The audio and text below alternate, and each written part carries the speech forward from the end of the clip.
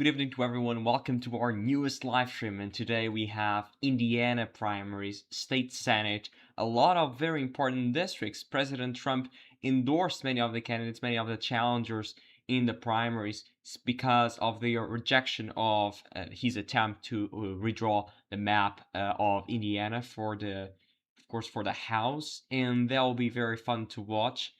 This will start at 6 p.m. Eastern Time. That'll be the first polls closing tonight. That will be at 6 p.m. Eastern Time in just 14 minutes from now. And then at 7:30, we'll have in Ohio a very interesting election as well. Don't forget, we also have in Ohio a very interesting race in the House District, the 9th Congressional District.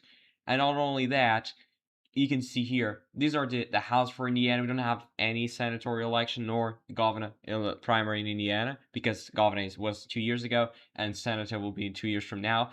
And as you can see here as well, we have the House primaries, the state legislature. These ones are the ones that Trump endorsed, the challengers. We'll see about those in just 13 minutes from now. We also have the more state houses and state senators, and that doesn't matter. And also when we move to Ohio, you can see here we have a governor primary in the Republican side. Vivek Ramaswamy is the ultimate favorite in this election to win. I mean, Ohio, we're expecting this will be a very interesting stuff to compare turnout, enthusiasm, because we don't expect competitive primaries here. I mean, sure, Brown, it's very heavily favored to win the senatorial primary in the Democratic side. John Husted is uncontested Republican incumbent that was appointed by Governor Mike DeWine, and that will be interesting as well to see the turnout here, the turnout in the Democratic special Senate and also the Republican special governor. I'm sorry, Republican governor. Why? Because, I mean, two of those races are uncontested, so we can compare the turnout here to the turnout there and just match how big the enthusiasm is. That will be the task here in Ohio.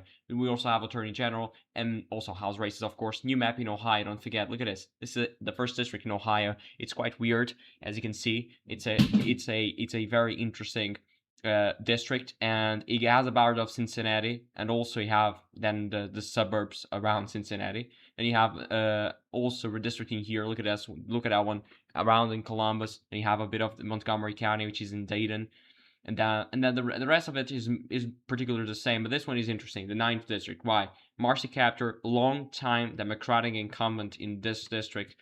She is in a tougher district right now because this was still a very Republican district. Trump won here by more than 10 points, but she was able to hold last time by a very narrow margin, but she was able to hold. And right now, they make her district even more Republican, as you can see here. It has more of this area, and it's even more Republican. That's why we're expecting, of course, her to lose, and that will be interesting in that sense to understand why. That will be one pickup for the Republicans, if you will. And then we also have state legislature, have auditor, secretary of state, Supreme Court, and treasurer. Have a lot of those here. And yeah, I mean, there's not much stuff here in Ohio. No, we also have in Michigan a state senate district in the 35th congressional district special election. I can show here that one is this one here. Harris won by 0.87 points, and as you can see here in for the senatorial race there in 2024, the Democrats won by almost 4 points. So this will be a nice one to watch. It's Bay City, has Saginaw County, a very competitive area. I mean, Saginaw, the person that wins this county wins. If he's a Republican, must win Saginaw County in order to win the state of Michigan when it comes to a general election. Of course, this is just a special election. We expect the Democrats to overperform by a lot. That's what they've been doing. Apart from the last election on Saturday, that they were actually underperforming, but we'll see about that one here. And as you can see here as well in the remaining votes, we're expecting around like 50 or 60,000 votes when all this everything is said and done. Also, Michigan polls will close at 8 p.m. Eastern. So 8 p.m. Eastern in Michigan, 7:30 in Ohio, and if you also very important, it's around 6 p.m. some parts of Indiana. I mean, very interesting stuff, because you need to understand, Indiana does not close once like in just one batch. You have some parts of Indiana, the more eastern parts of Indiana, that close at 6 p.m. And then the rest of it will close at 7 p.m. Eastern time. I'm just going to do a quick break around like 5-6 minutes. And I'm going to be back as soon as polls are about to close.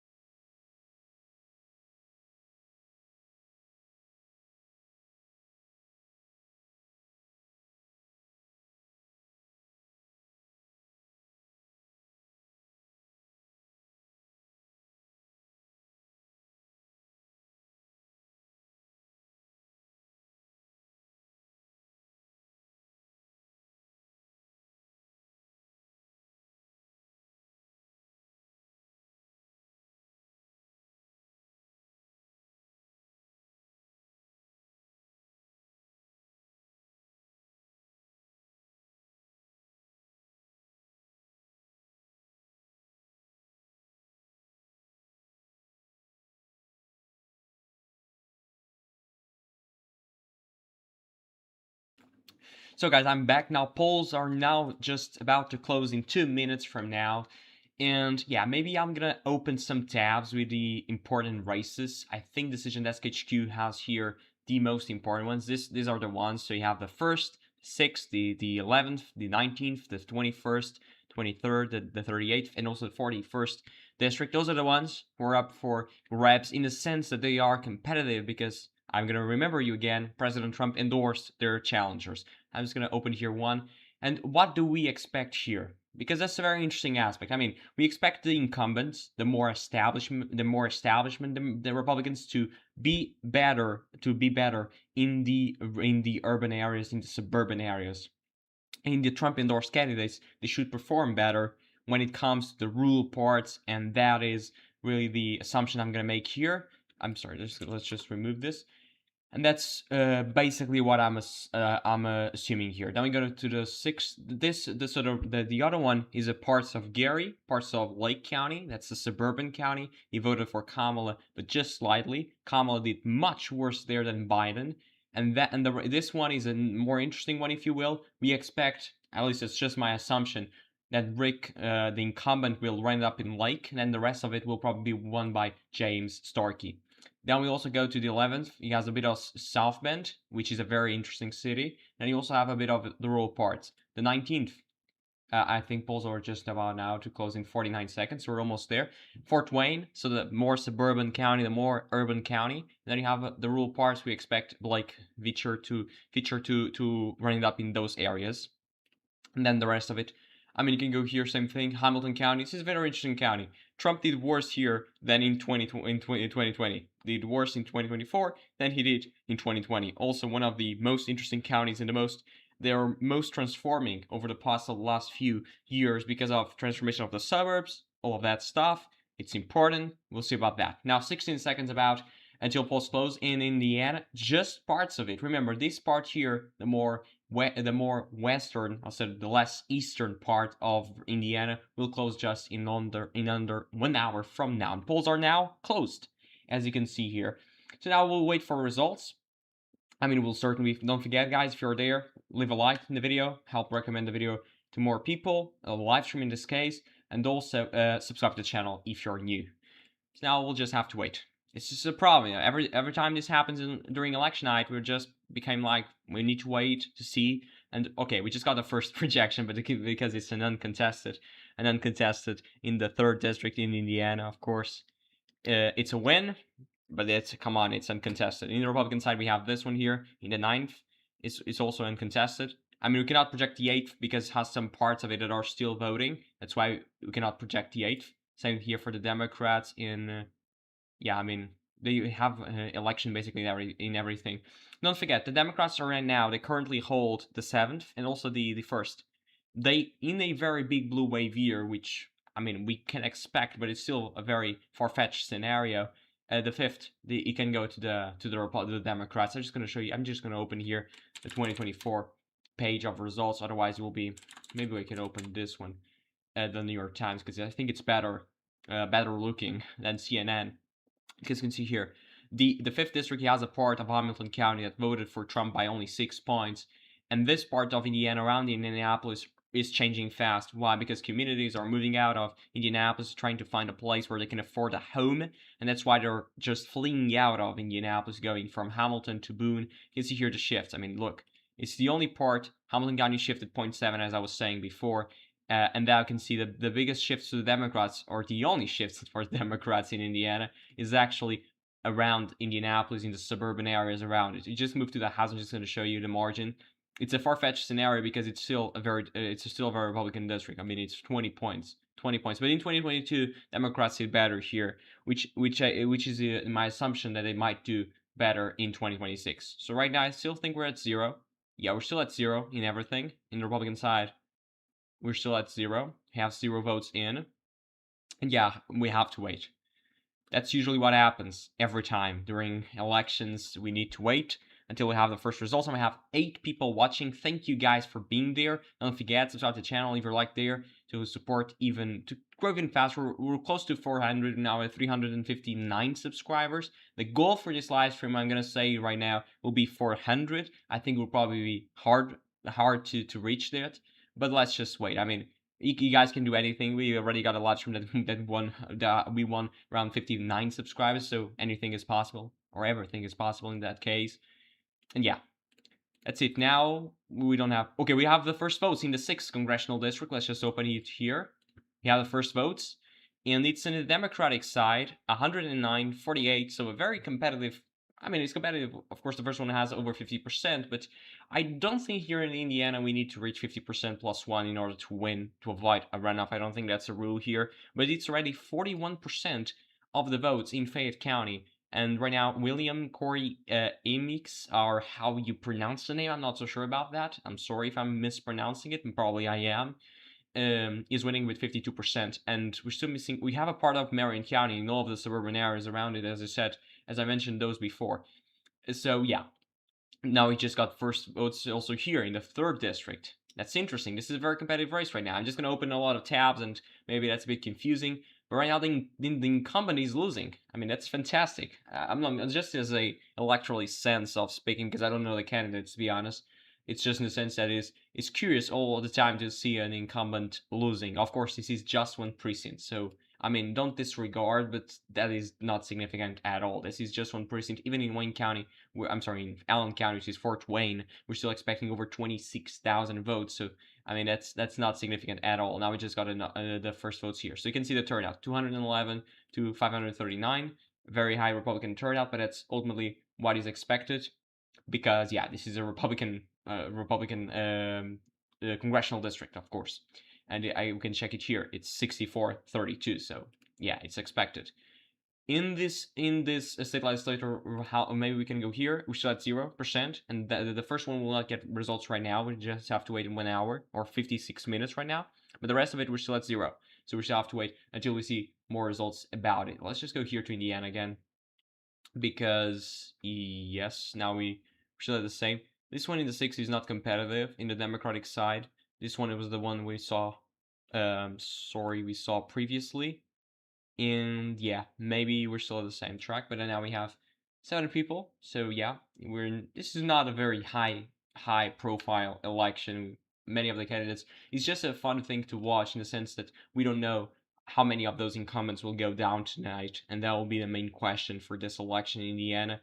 In Ohio, I mean, it's not really significant because we have basically every candidate in Ohio. We know who's going to win. Sherrod Brown, the Senate for the Democrats. The Senate Republicans, of course, is uncontested, John Hested. And we also have Vivek Ramaswamy in the Republican side. Many of those treasurer elections in Ohio, that we might see them competitive, but the rest of it is not quite. We just got more votes in the Democratic side in the 8th congressional district. Let's just open it here just to check what that is. So that part is a district that goes. This is a very interesting area here for the Democrats. As you can see, this is a very Republican district. It voted 68% to 29 in 2024. But of course, 2024 was a Republican year, so it's expected the percentage to be slightly up. Can actually compare to 2022, but I'm not going to do that right now. You can see here, that's the 8th, and that's uncontested in the Republican side. We expect a solidly Republican.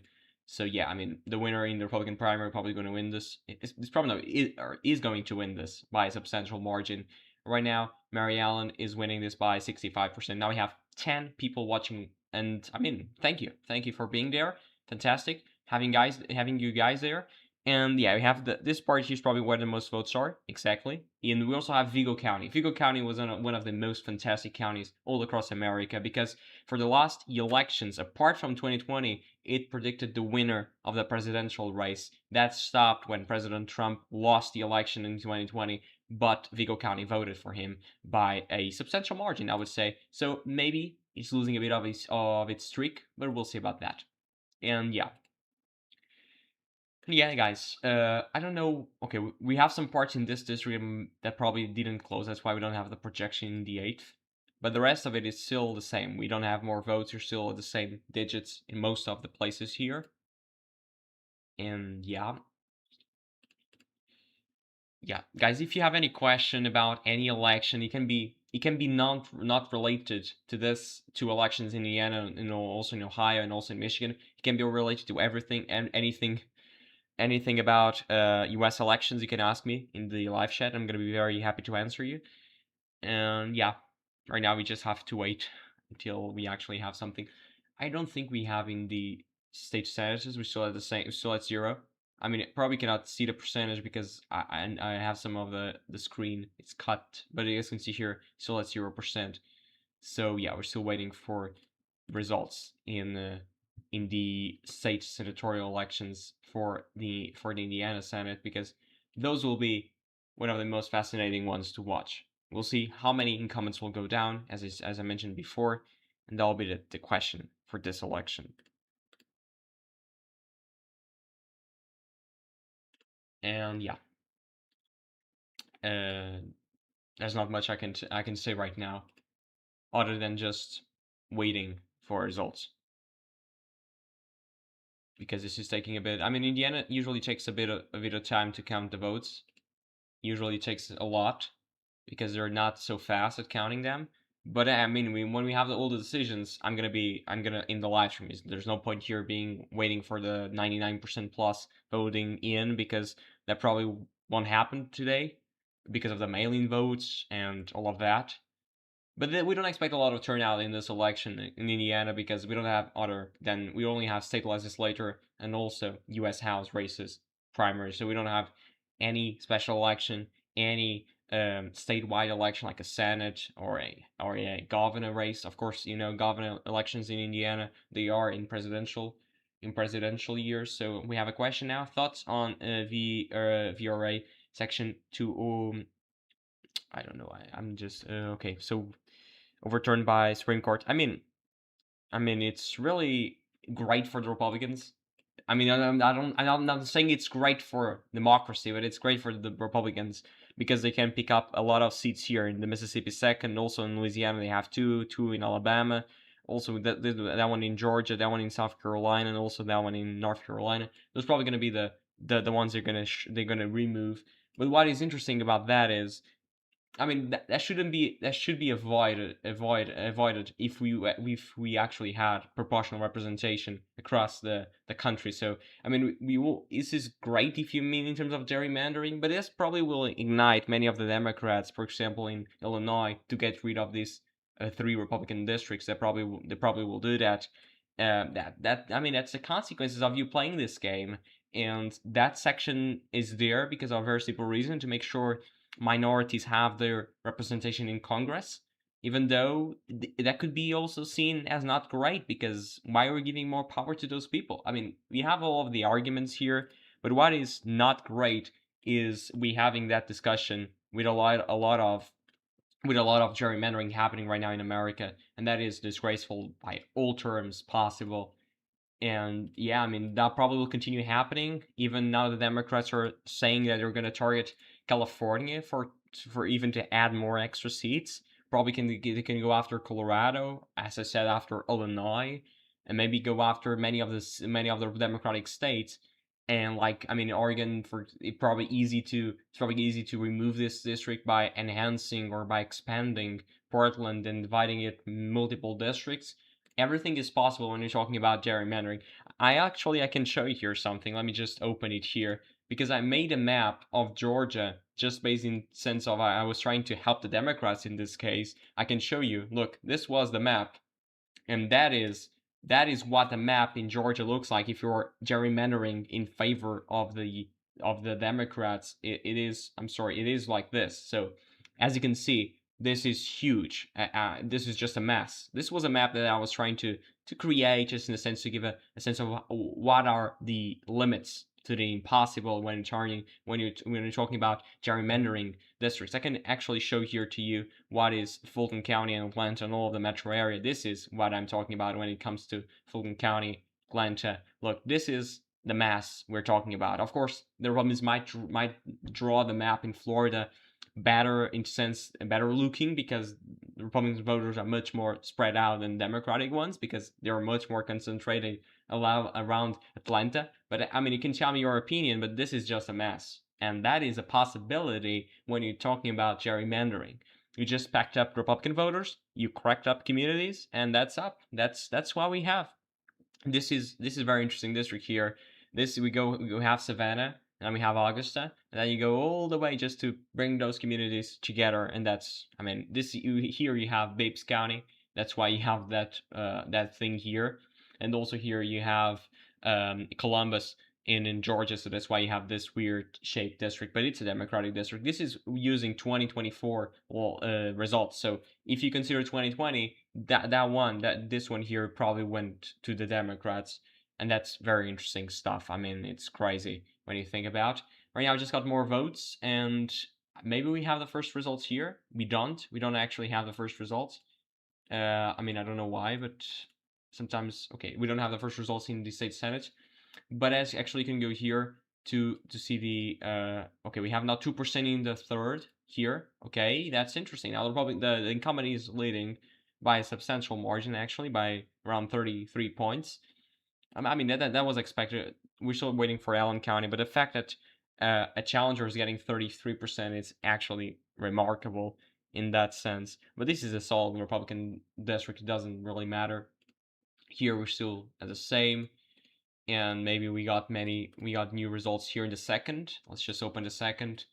That one is interesting. It's also a Republican district ultimately, but it's a more competitive. I think it's certainly it's not a lot Republican, or is it? Is it by more than almost 30 points? So it's not actually very competitive. Indiana is gerrymandered as well. So I mean, we just got more votes here. Now 3% of the vote.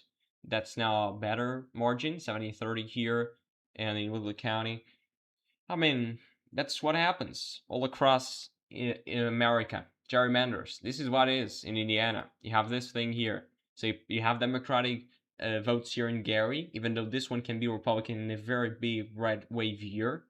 This one is the more democratic part of Indiana, is Indianapolis, the capital, and that's why you have this very democratic district. But then the rest is all Republican.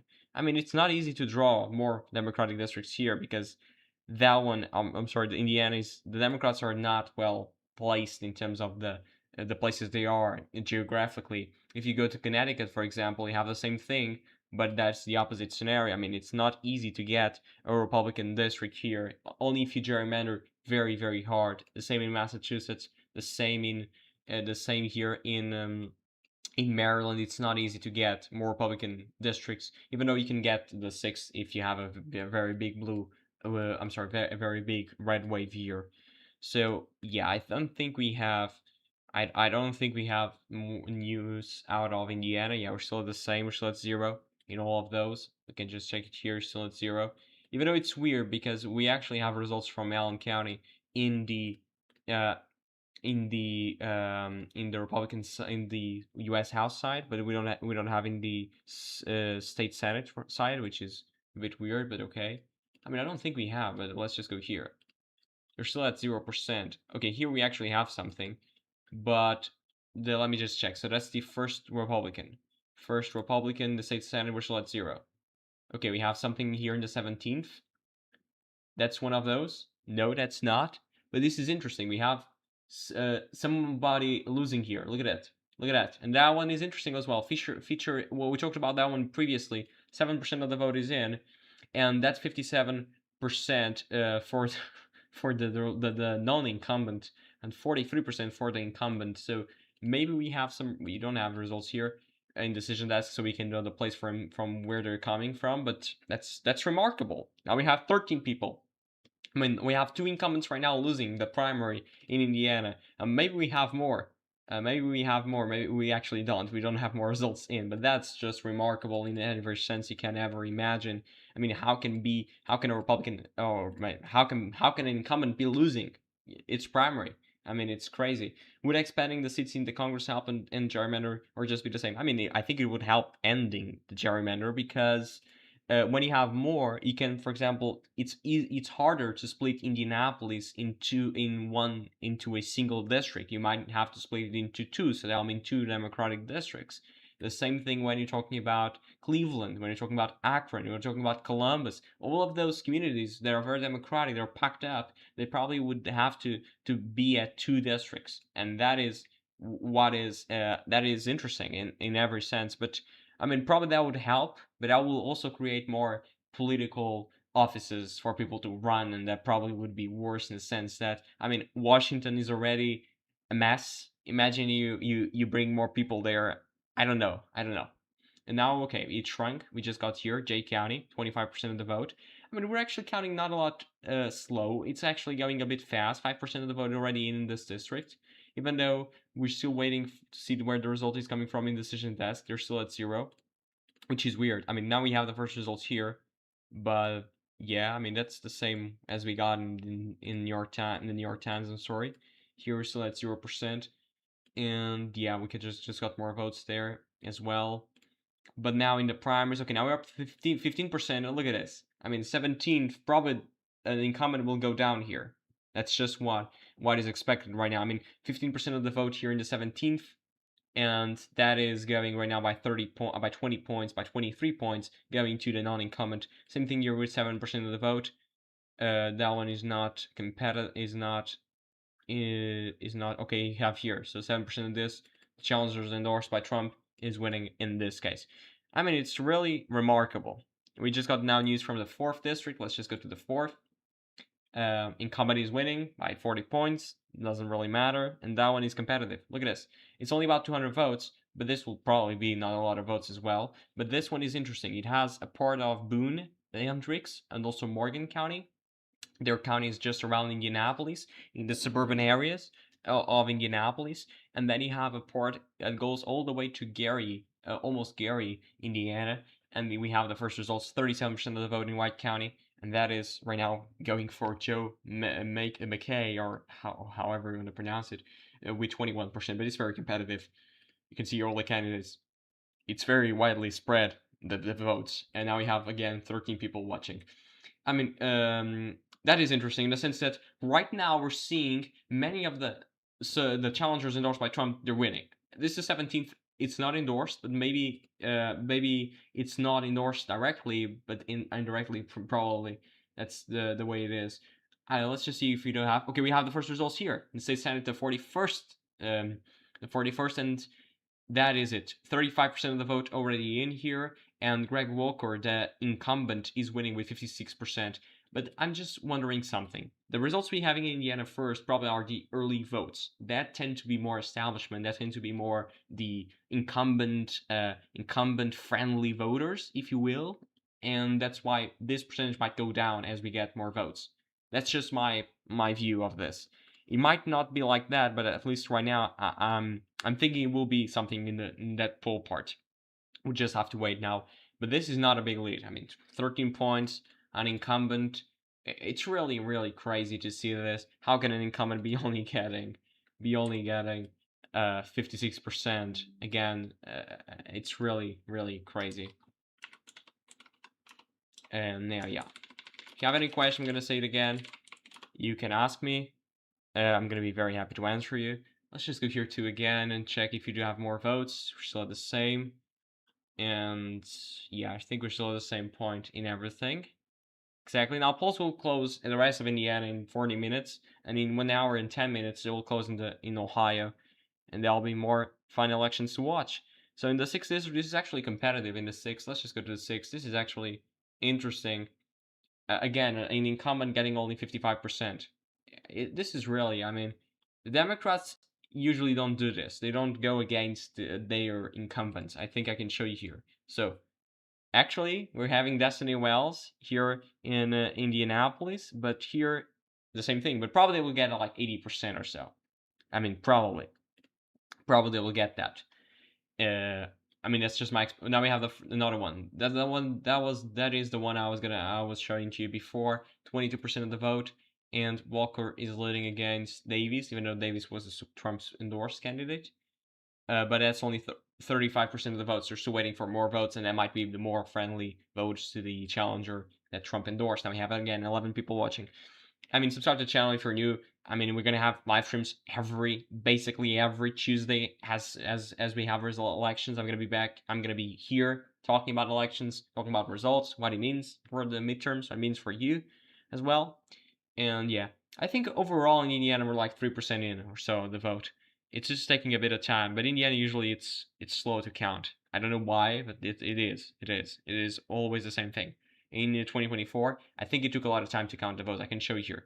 I can show you here the map in 2024, but it was also a bigger year. I mean, of course, a very big year. You can show you here. Look, by 9 p.m.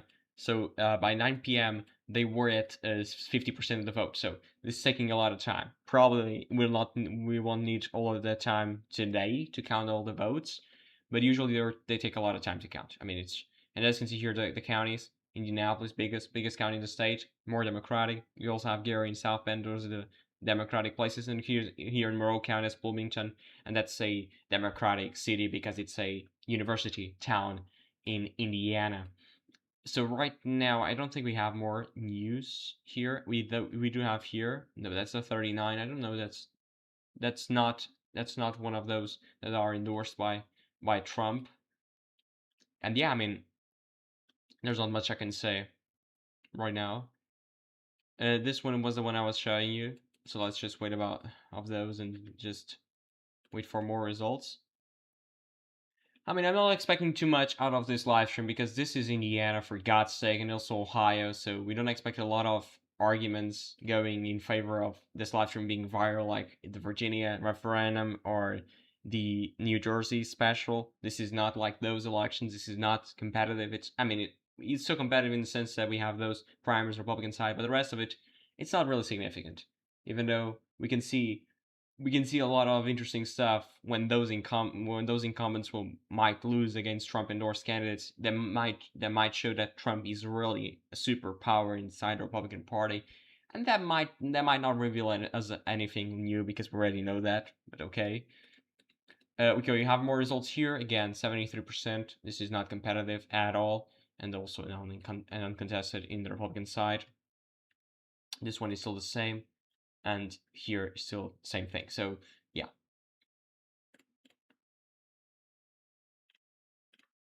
I mean, not much I can say. Not much I can say right now. But yeah, let's just go here. We're still waiting for Indianapolis, so let's see our votes there. This usually takes a lot of time. I just want to hear and search for a place where I can, maybe the official website from the government, they may have a website so we can check it better looking than the New York Times. I don't know, maybe, or maybe not. Indiana Secretary of State elections. I'm just searching here, trying to search. I think I found it. Let's just open here. So I voted for Trump in, let's just go here and read the comment. I voted for Trump in 2024. He's totally different from first term. Yeah, I mean, he's different because in the first term he got the establishment behind him, and right now he doesn't because he already knows what Washington is, and I mean that's really the case for Trump being different this time than he was before. I mean, some people would say it's better, some people would say it's worse. We don't know. I mean, for me, I have my own opinion. I'm not gonna say it. I'm not gonna say it right now, but I do have my own opinion. But that's not the point of this channel. I'm gonna be here saying my opinions and saying, I mean, look, I don't like that guy, etc. Yeah, I'm not gonna be that guy. So yeah, I mean, so right now, I don't know what I did. I don't want referendums. So as you can see here, we have 0 precincts reporting out of Indiana right now. So that's just early voting. I mean, it's just early voting. Let's go to state senator. And in by county, I mean, let's go to district summary. We're still at 0 in the Democratic side, in the Republican side. Somehow they're tracking behind because they're still at 0 here as well, which is funny. Which is funny. Not no results, not participating. Still at no results. They don't have anything counted somehow. Somehow they're still at 0 in everything. But okay, I mean, the last time it was updated was at 6:03, as you can see here. So that was like 20 minutes ago or so. Okay, it sucks a bit, but okay, we'll have to wait. And let's just check here. We don't have any new result. Let's just go here to Indiana. We have the newest result here in the 19th. Okay, this is interesting. So right now, this is a dead heat, and this is what I said. It's going to be a competitive election. Look at that. It's 7-7 in Allen County. That's Fort Wayne, and that's 7 votes to 7 votes. It's a that tie there. When you go to Adams County, it's a more Republican county, of course. It is right now up to 33% of the vote, and it's 65-35. So it's mostly the same. But Fort Wayne is probably going to be the county that will push Travis Holdman to the upside. Otherwise, if he doesn't win here in Allen County, he won't win this election. He will lose as an incumbent because he tried to define Donald Trump in the map he was saying he wanted in Indiana. I mean, and I don't know, guys. I want to know more about you. Where are you from? I mean, if you are from Indiana, because I mean, probably we don't have a lot of people from Indiana right now, but okay. Um, but it's okay. And if you voted today, if you are from Indiana, of course, or Ohio or Michigan, because we have elections in those places. So right now it's interesting. We have many of the districts already reporting, apart from Gary, because they all take a lot of time. I mean, they all take a bit of time because you're still waiting for the polls to close there. And the fifth, which is a more suburban, the most suburban district in Indiana, and we're still waiting for the Indianapolis part. Let's just go here again to this one. They don't update. They don't update the website. I don't know why. Yeah, let's just go. Still the same. Still the same.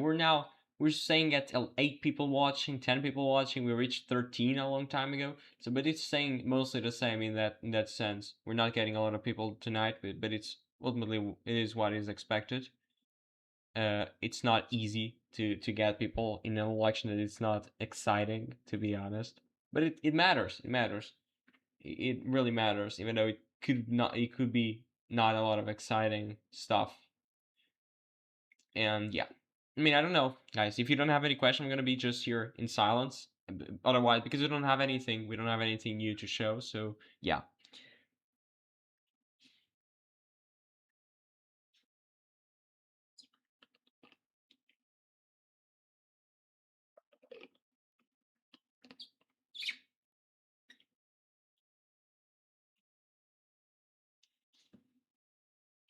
So yeah, right now, let me just check here if we do have anything new.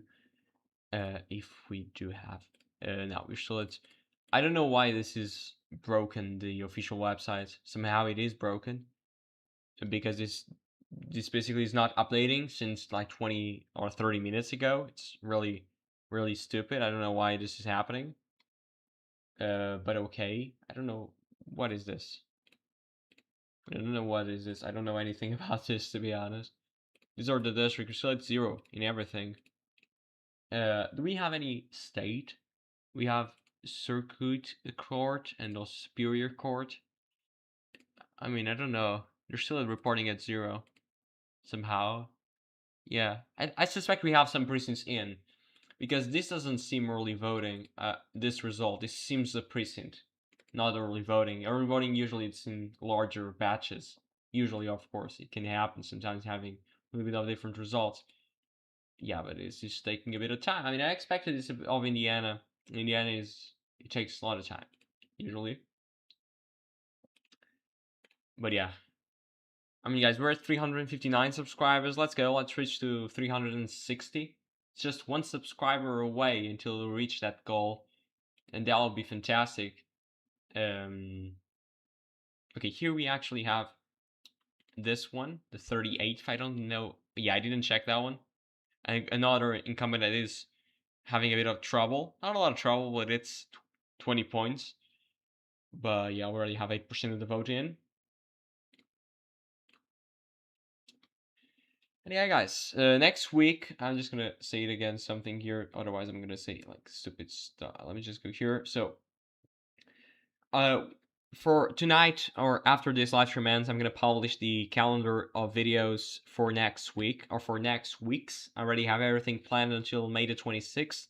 So don't forget, we're gonna have runoffs in Texas, Gordon and Paxton in Texas. That'll be interesting for sure to watch. So don't forget, next week we're gonna have Nebraska Senate, very important one because we have an independent running there. That'll be interesting, and we'll also have election night coverage of North Carolina runoffs, also Nebraska and Wyoming primaries next week. Then we also have Louisiana primaries, Alabama, Georgia, Idaho, Kentucky, Oregon, and Pennsylvania.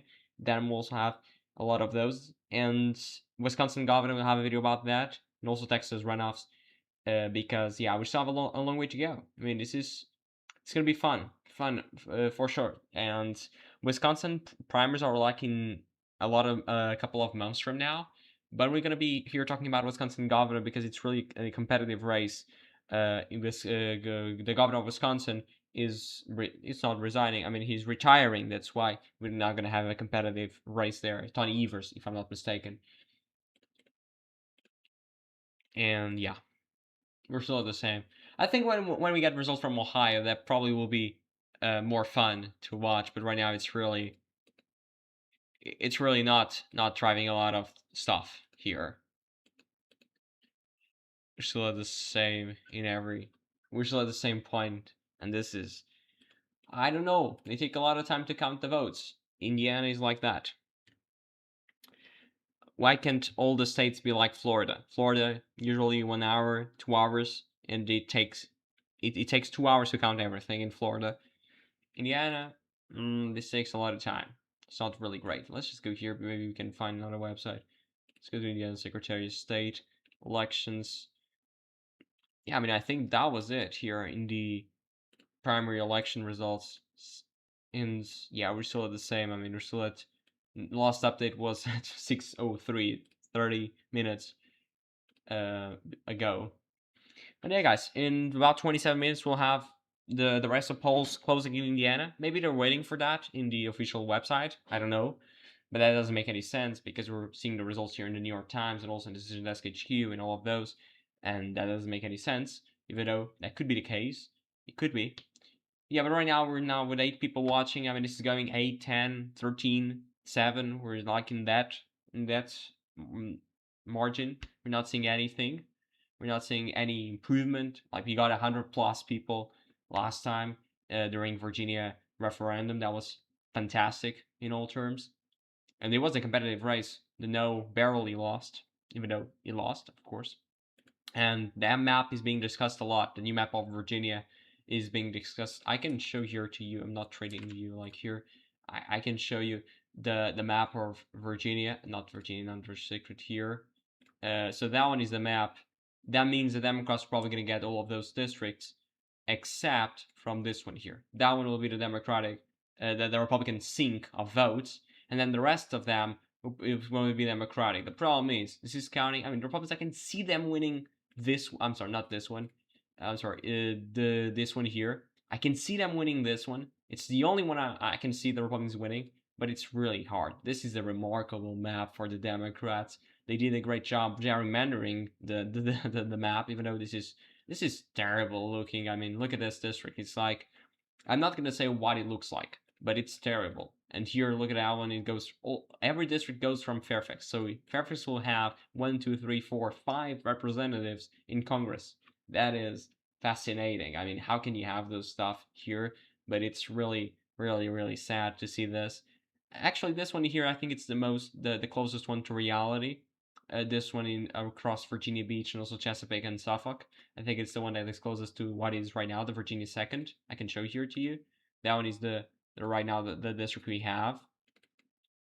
You can see it's the closest to reality, but then the rest of them are just a mess. This one is also not very distant from reality, but it's just a mess.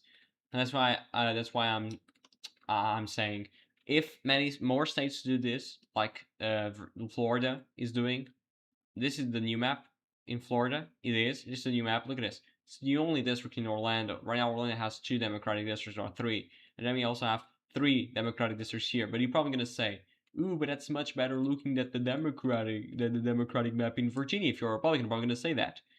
I mean, this is right now the current the map will have. It is much better looking if you look at this. It is much better looking, but it's just it has a cause. Republican voters are much more well distributed across the state of Florida and across every state in America. That's why you can have those maps that are better looking. That doesn't mean it's fair. This is not fair. Look at that.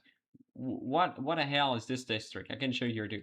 What is this district? It has a port of the ocean, and then you actually have the districts here, the other ones. I mean, this is just crazy. And I can see some Democrats actually doing better in many districts that are not supposed to. Like I can see the Democrats winning this one maybe, also that one. This is Maria Elvira Salazar, I think, district, and maybe this one. Like at really best, I can see them winning those. Maybe this one here around Volusia County, but that's really hard. You need to get a perfect night, and yeah, I don't think that's possible. At least right now, I'm not seeing that happening.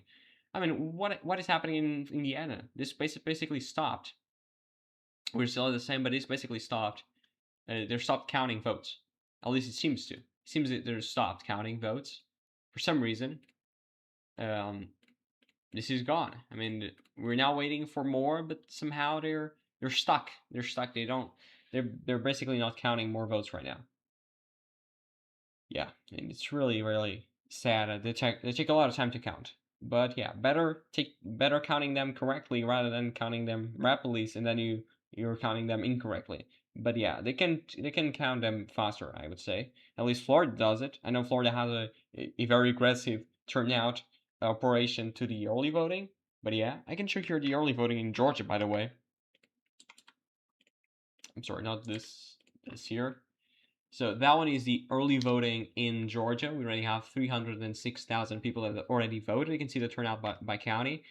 It's not really a trend. You see the turnout is well distributed. You just have this county here, which is a Trump county. Trump got here 70% plus. That is at 12.4% in terms of turnout. You can see the Democrats actually have a lead in Georgia with around 6 points, 7 points or so. And they right now have 166,000, 134,000 to the Republican side. So this is interesting in that sense, and we have a bit of non-partisan votes, but it's not really significant. And you guys can see here the turnout. Also, early voting in person. You can see today Republicans are almost won, but they lost. That's also an interesting stuff here. And now we just got more votes. Look at that. We just got more votes. Now we're at 21% in that. So here we're at 5%. We're still at 5% and 3% here. Nothing changed. Here we're still now 3%. And here at 6%. Now we just got more votes coming in. That's great. Here we're now at 11%. And the fact that this is so competitive, I mean, the incumbent is only winning by 13 points. That's not great at all. Here, 15% on the Democratic side. We have one county, Fayette County, going for William. As I mentioned to you before, right now he's at 15%. And Cynthia is winning with 64% of the vote. And here, we're now at 10%. Incumbent is winning more share of the vote. Maybe I can go here and just check. Now we still the same. Maybe I can go here just to... Okay, now we have more votes. We have more votes coming in. Look at this. Right now, except from the 38th district, all of the Trump endorsed candidates are winning. This is really remarkable.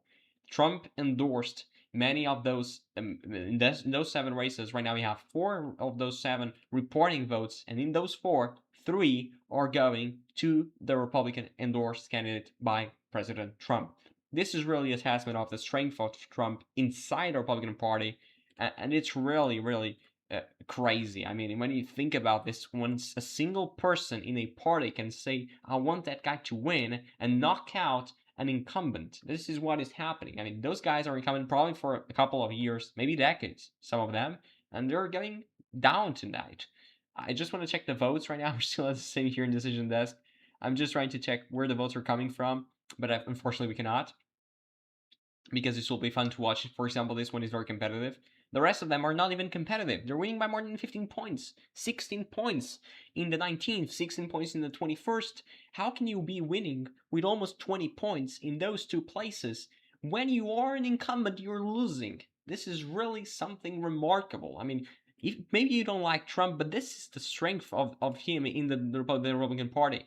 Do you have something like that in the Democratic Party? And maybe you can argue that's not great. I mean, I understand you, but you don't have a person that has that much power in the Democratic Party. They don't have a leader, if you will, in that sense. Right now, you're not seeing any incumbent losing, which is fun to watch as well. Sometimes we don't expect those things to happen, but I mean, it's interesting. Here in the 4th, we do have in the 4th. This is interesting. Here, if you go here, Morgan County, it's very competitive. And it's a suburban areas of Indianapolis. Again, very interesting. Now I have 13 people watching. Thank you guys for being there. I mean, don't forget to subscribe to the channel. If you're like down below, it supports the channel grow even faster. Now it's approaching 400 subscribers. And here, I mean, this is not competitive. We're not seeing a lot of competitive races, but maybe this is updated. Maybe not. Maybe not. Maybe it's not updated, the official website. Maybe they're waiting for everything to close in 18 minutes from now. But yeah. Right now, the only thing that is close, it's probably the 4th, that is 25 to 17, and maybe some others around it, but the rest of it, it's not really close. Now we have 16 people watching. Thank you guys for being there. If you get subscribed to the channel, leave me a comment if you want. Say what you think about this election. If you are from Indiana, if you voted today, if you voted early, and what do you think about this thing happening in the state legislature? Now we're seeing Trump endorsed candidates winning just because they're Trump endorsed. Probably Republicans said, I don't know the guys, but I'm gonna vote for them because they are endorsed by President Trump, and I like Trump. I love Trump. I can do whatever I want. Whatever Trump asks me to do, and I'm gonna support him no matter what. I mean, that's what most people are, and most people they really like him. That's why some people are calling, oh, like a blue wave or so. But we might see a blue wave, but we have those people that are voting. They're voting for Trump no matter what happens, or for the Republicans in that case. This one is at 39%. I'm still wondering where that coming from. I mean, is that this one here? The 41st. The 41st, that's the 41st is 5248. That one, okay, now that's, maybe we can check it here, the 41st. This is here. Look at that. Look at that. So the more Republican, the more the incumbent is winning in Bartholomew County, or how you pronounce it, and Johnson County is going for Davis, the non-incumbent one. But he might win. He might win. Greg Walker might win this. The majority of votes are expected from Bartholomew County, or how you gonna say this, or the ones are the most outstanding, and he might flip. But it's not a good looking stuff there. We're gonna go here to that one, another incumbent losing. We already have votes from every county, or so far he's winning every county. Even though this one in Allen, and this is a very urban part from Allen, we expect this one to go to Travis Holman, but still, it's not good looking in that regard. But yeah, I'm just gonna read the new comment that just arrived. I'm from Indiana, had no clue our primary was today, intended to vote against Linda Rogers. Well, Linda Rogers, I don't know, let's just check that one. Linda Rogers here in the 11th. Let's just check that one, that district. So yeah, that has a part of South Bend and then Elkhart County. Okay, I mean that's interesting. It's an interesting place, but this part of San Joseph, I think that's not a lot of urban places. That's probably a lot of suburban votes. Maybe I can check it here in Vote Hub if that is the vote by precinct. But I mean, you should have voted. I mean, I don't know how things were there, but how did you not know that were an election? But yeah, that's the what 19th, the 11th. I'm sorry. So let's just go here, 94 precincts. So yeah, as I was saying, that's not a very urban area of South Bend, as you can see here. It's a lot of suburban precincts, and yeah, it's not like that one that voted for 80% to Kamala. It's like 60s, and then you have the more Republican part of the district that this voted for Trump by 14 points. I mean, you can see there. I know I mean, you can see here, it's voted for 14 points for Trump. It's a competitive district, but it's not. It's still a Republican district. It's competitive.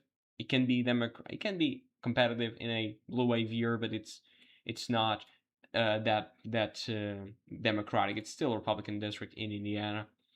Let's just go here again to check if we do have something new. Yeah, we don't. We're actually staying at the same.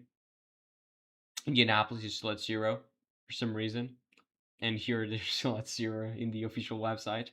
I mean, we reached 16 people not a long time ago. We reached 16 people. I mean, I think we can do it again. I think we can reach 20. Let's just go to 20. Now we're at 10. Let's go reach 20. And now we're still at 359, guys. Let's subscribe to the channel. Let's help the channel grow even faster. I mean, we're doing great, but I think we can do even better. And yeah, this one is at 21, the 5th. Where is the 5th? I don't think I have here open. Let's just open here. The 5th, yeah. That one is the more interesting district, I would say, from Indiana. That's the one that I find it the most interesting because it is suburban. It is not a lot Republican, but it is suburban. As you can see, this is solidly Republican. I would say it's not lean, but likely, not solidly. And that is interesting.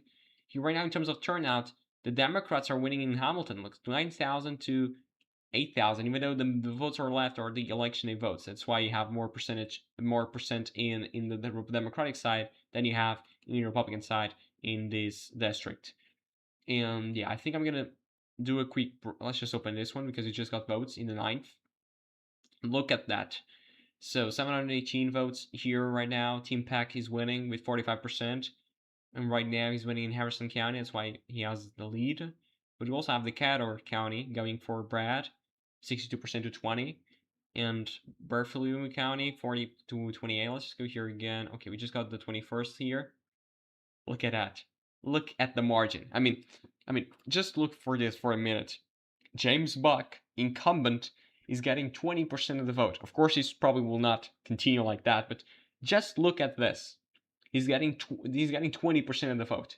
20% of the vote, and he is an incumbent. He is an incumbent. Surprisingly, you might find it surprisingly. And no, this has Hamilton County, so that is an interesting part. I expect Buck to do much better here, and he's doing in Hart, but still, this is crazy. I mean, you can say whatever you want. This is not normal for a person to be able to have such power. I mean, it's really remarkable. We're still waiting for 3 ones to get the 1st, 11th, and also the 23rd. This is the 21st. Okay, we actually have some results there. And now polls are about to close in the rest of Indiana in just 12 minutes from now, and then we'll close in Ohio in just 42 minutes from now. So we're almost there. I mean, in Denver, Michigan at 8 p.m. Eastern time, we're really almost there. And let's just go here, check it again. We're still the same. Let's go here to the Indiana. I think it's the 21st, the one I was showing you here. So you can see here the more he has the more rural parts. You have also Kokomo here. The city has some Democratic precincts, but I go all the way down, and you have Hamilton County. Hamilton County here, it's not a lot like this easy it is here. Here's more is more suburban. It's more democratic. Like here, 70%, 80% for Kamala. But here you have some precincts that Kamala won, but very competitive. This is not a very suburban part of Hamilton. This is actually quite competitive. And it's actually quite Republican. I mean, I can show you here Hamilton County, Indiana. As you can see here, I was talking about these parts here. It's not the more Kamala-friendly parts that voted for her by 60% or so. But yeah, I mean, that's it. I think now we have 14 people, now 12 people just to shut me up. And yeah, we're still waiting. We don't have any projection apart from those that are contested in the eastern part because the polls are still open in the end. Let's note that. It's very important that we note that. Um, guys, let's go. Let's subscribe to the channel. Let's just subscribe. We're only 1 subscriber away to 360. That's really easy. We have 12 people watching. I mean, probably most of them are subscribers, but we actually have someone that is not subscriber. At least I suspect we have. And yeah, and we're gonna have a lot of content starting from even on Thursday. We'll have the first international live stream. I mean, apart from Canada, because we already covered one election in Canada, a special election, regional election. I'm sorry, but we're gonna have a coverage of the local elections in the United Kingdom. So yeah, I mean, please, we're expecting Reform UK to win, so a more right-wing party there. Yeah, a lot of people would say it's close to Trump in that regard, but we're also going to have also we have Greens. The Greens, it's more the Democratic Progressive Party in the UK. Those are the two parties fighting for the first place in those local elections, and then the traditional ones, you mean Labour and the Conservative Party, they're trending down and down and down. We also have the Liberal Democrats, a more centrist party in the UK.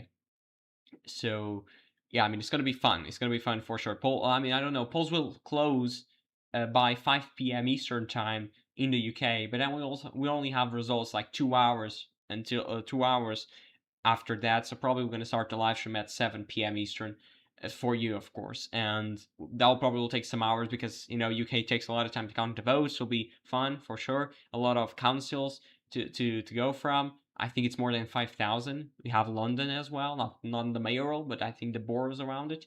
That'll be interesting. And yeah, I mean, this is still at 0. I think they are waiting for the everything to close so they can start releasing results. But no, that's BS because we already have results in New York Times. But yeah, let's just wait for that. This is still standing at the same. Now we have 11 people watching. And yeah, we're still at 359. God. And yeah, I mean that's it. That's it. We're gonna do a quick break. I'm gonna be back in around 5 minutes from now, for the polls closing in the rest of Indiana, and also in Ohio in 30 minutes from now. But I'll be here for that to happen. So we're gonna do a quick break.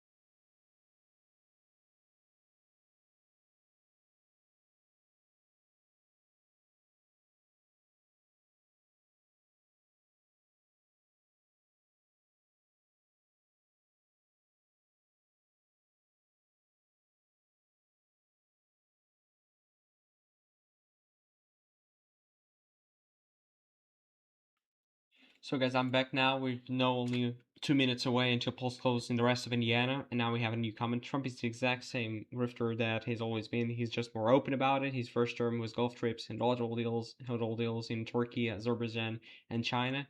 I mean, it's different in the sense that I mean, he's more, yeah, as you said, he's more open about it.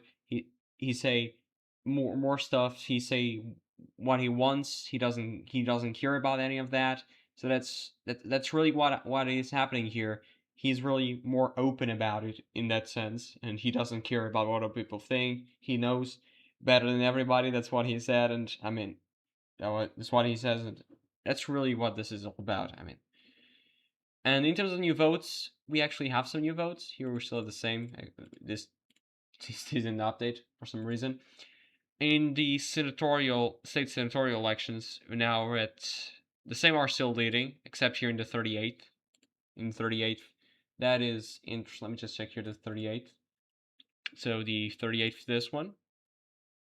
Okay, we're still at the same point. We're still waiting for more votes around Vigo and Sullivan. Vigo is the one that has the highest votes. They are outstanding, and the rest of it is still standing at the same. It's still at 39%. 39. This is interesting as well. The 39th district, and Jeff Ellington.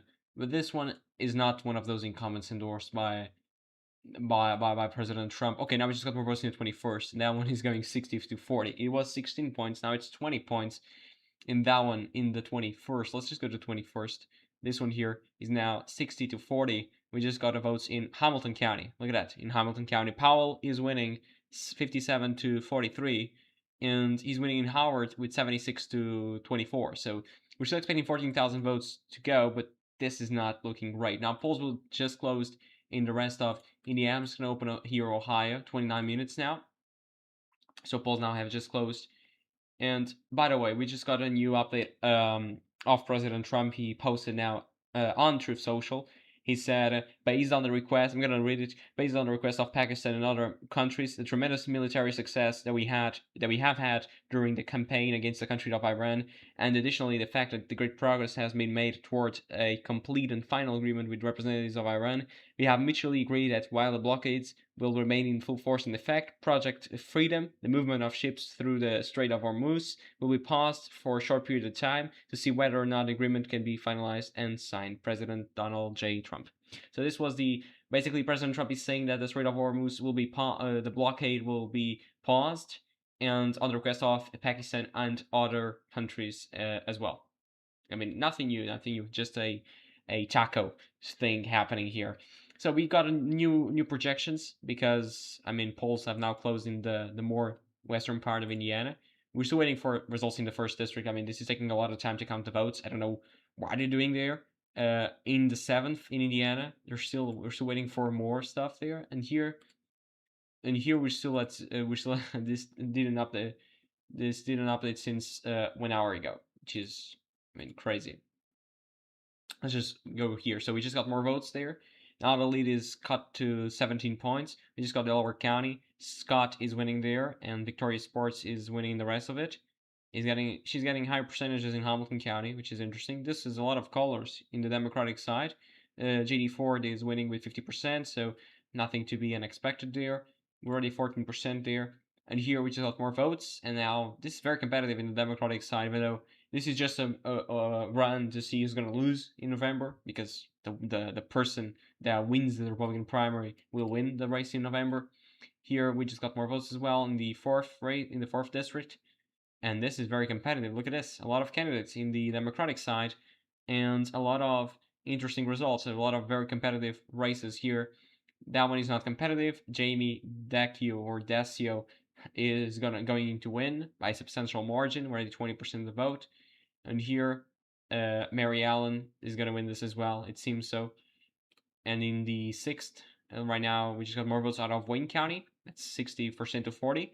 And Jefferson Shreve is getting 58% overall in the 6th congressional district. In the 3rd, right now, 68. We're still missing Allen County, which is the big portion. The Ohio primary polls close. Now, still 30 minutes. We're still waiting for 30 minutes until that happens. 26 minutes right now.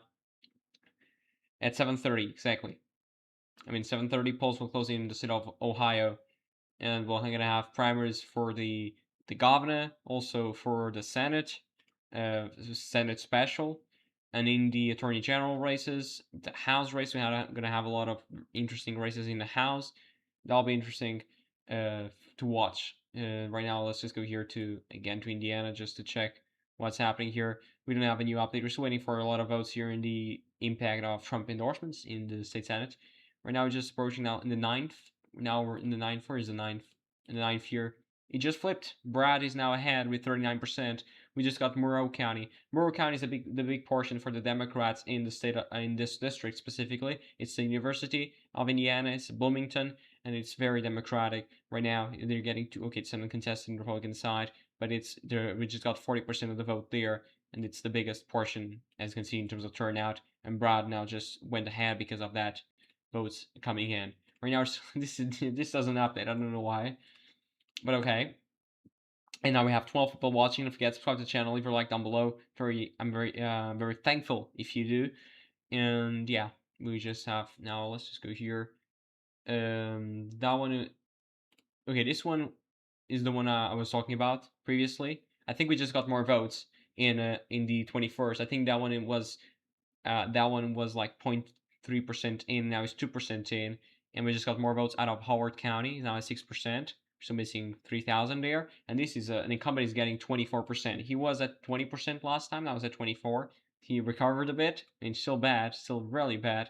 And now we just got the first votes out of the 11th. Somebody was talking about 11th before, and now we just got the first votes there. And Brian Schmulcher is winning with 51% of the vote. I mean, this is very competitive, and this is just the early vote. So we expect, at least in my expectation, is that the Trump endorsed candidate is probably going to do better in the election they vote. So that's why this percentage will go up, and that's why probably he's going to win. I'm not so sure about it, the dynamics here, but probably that will happen. I'm not so sure about it, to be honest. And yeah, now we're still missing the first district to report, and the seventh. The seventh is Indianapolis. The first is Gary. We're still missing for those. Okay, just got more votes here. It's not a lot of them. Only moved the percentages a bit. We just got more votes here as well. And Mary Ellen went down 0.4 points, but nothing crazy. Here still at 0% in Indiana official website. I don't know why, but okay. And now we're only 20 minutes away, 23 minutes away until polls close in Ohio, and 1 hour until they'll close in Michigan. I can show here to you.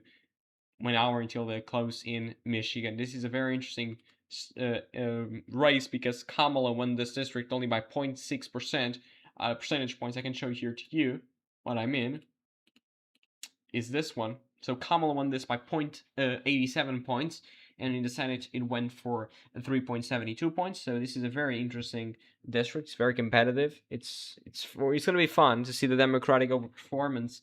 That's usually what we do during those elections and during special elections. And we expect, of course, Chadwick Green to win this. By how much, that'll be the question. We're expecting like 60,000 votes or so. Exactly. Not 60,000, like 55,000 or so. But that'll be fun to watch. You can see here, Trump won the Bay part of this district by 12 points, won the Midland part by 6.4, and I can show you here too. This is the state Senate, the 35th district. I can show you here. So Michigan State Senate, the 35th. So I can show you here to you. Look at that. Is this one here.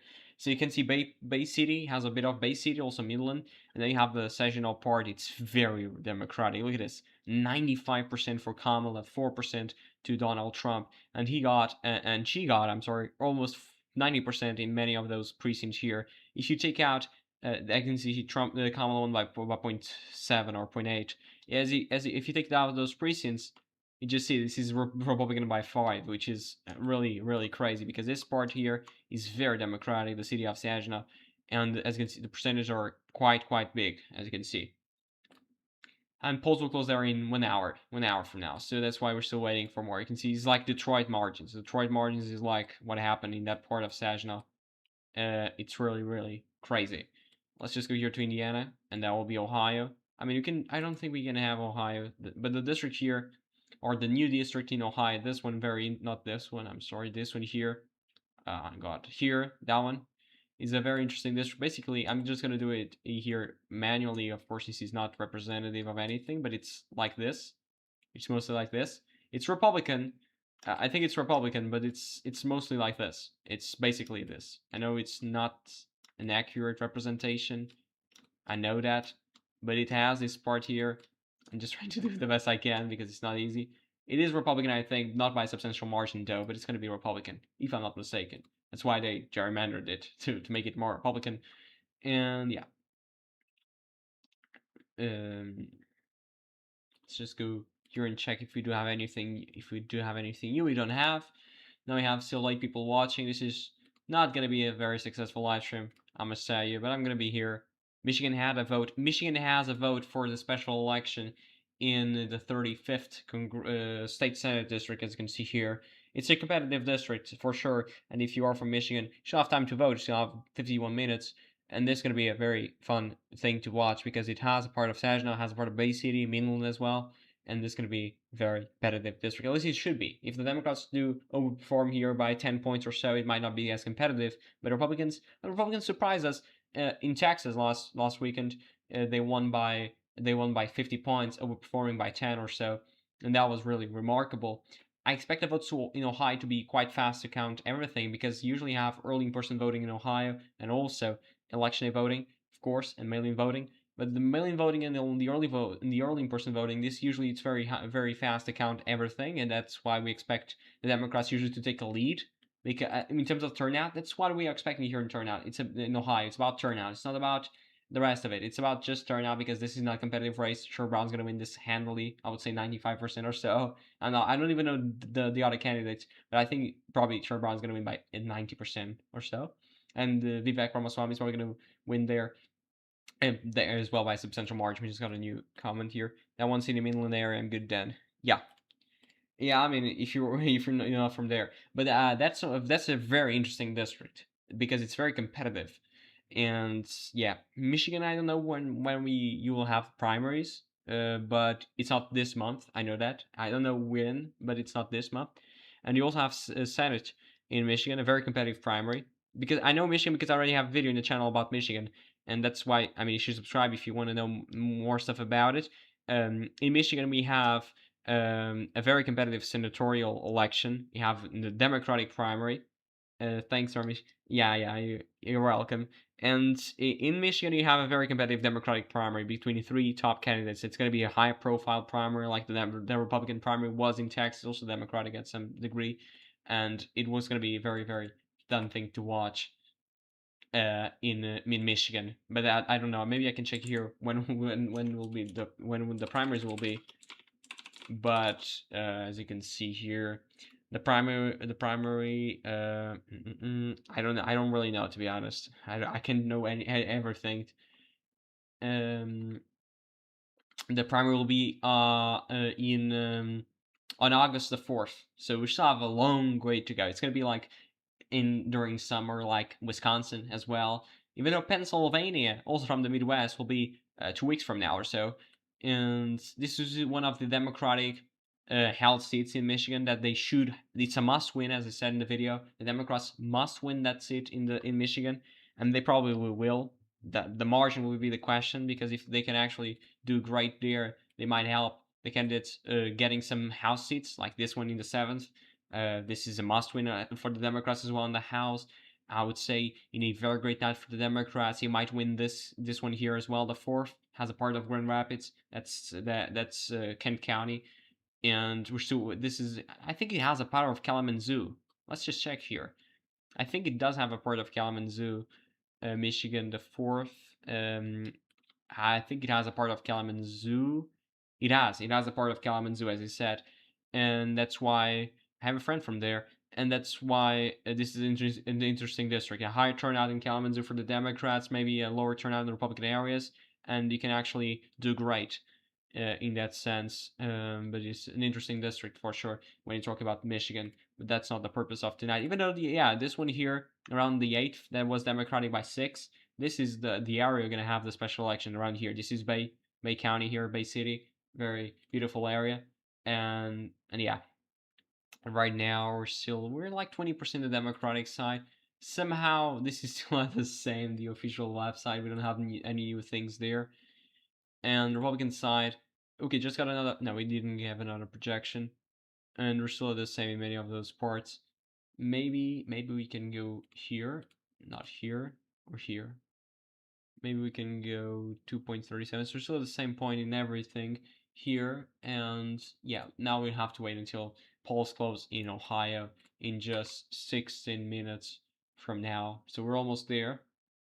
I mean, guys, we have now 6 people watching. It's not really a lot of successful, as I said, but yeah, if you guys are there and if you can subscribe, that helps a lot. I mean, it doesn't cost you anything, but it does help the channel grow because this is not easy being here we already have 200 plus content in the channel, shorts, videos, live streams, and it's really sad not being able to monetize this yet, but we're almost there. I mean, we're still taking a bit of time until we reach 1,000, but I think it's going to be this year almost for sure. I mean, we have midterms, that'll be fantastic. But yeah, now 15 minutes until polls close in Michigan. Michigan, I'm sorry, in Ohio. Michigan will be 45 minutes, and yeah, the rest here. Anything, we don't have anything new. It's just Jackie here again. So we just got more votes there. It shrank the percentage a bit, but nothing to be concerned about. We're still missing here Madison County. Here, you just got the lead of the vote. Nothing significant here. Same thing. 10% in. I think around like 15% or so in the whole shebang, in the whole state of Indiana. These takes a lot of time to count. That's what I usually tell. 10% now in this district. Same thing there. Now 20% in the 6th congressional district now.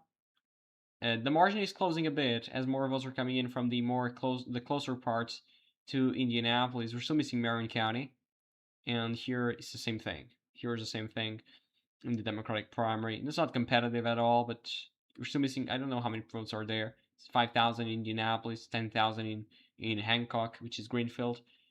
And here in the 3rd, we're now at 18%, but still missing 420, which is Allen County. I think I'm gonna do a quick break. Before that, I'm just gonna do the here. Look at this. The 11th. It's very competitive, as I showed you before.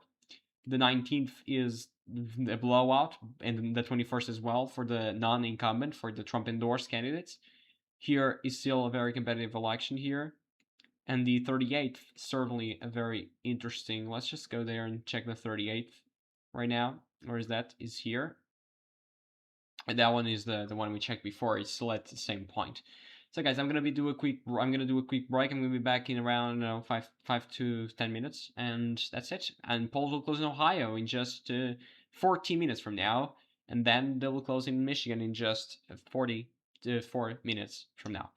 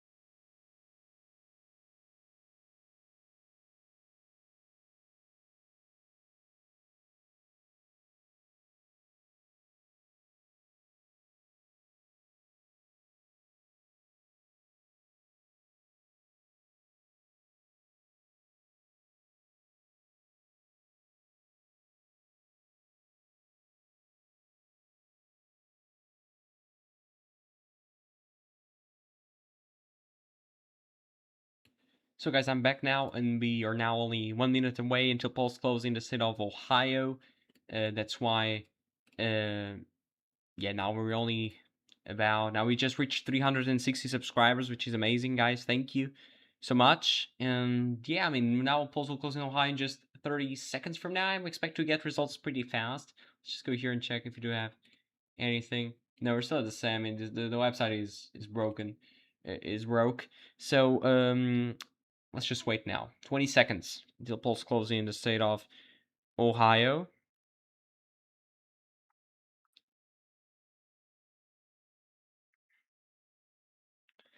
And yeah, let's just go waiting. 7 seconds now.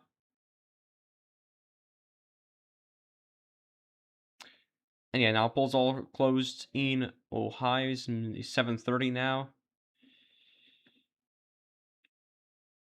And yeah, it'll be certainly interesting now. So first results, I think, will come pretty fast. Probably will come pretty fast, and we'll have to wait until we have those. But I think it'll be pretty fast, as I said. Let's just go here again to. I'm sorry. Let's just go here to Indiana and check the updates. So now we're at 18% in this part. I think it's the same as it was before. Schumutzer is winning 50.4%. Those were still the same. The 19th now. The 19th is already called, and that's the first, and I'm gonna say it again, the first incumbent to go down tonight, to be ousted from the state senate. Now he's gone. Travis Holman, he's gone. Even though we're still missing the percentage might shrink as we have more votes out in Allen County, but that's not enough to. They made the calculations. Even if he gets 100%, which he won't, it's not enough for him to win the district. So that's why he's gone. He's gone. Travis Holman is gone from Ohio, from Indiana State Senate. He's not anymore. And now we'll go to the 21st. That's almost gone as well, almost. But we still have to wait. And that one is very interesting. The 38th. Let's just go there. Here. So now Greg Good, he's good, but he's really good. I'm just kidding. But now he's at 55% with only Vigo County. That's the more friendly to him, I would say. We're still waiting for more votes out of Clay and Sullivan. Let's go to Ohio. We're still at 0. And now we just got more votes here, I suspect. Yes, we got more votes around everything. Exactly. Even though nothing new, as you can see here.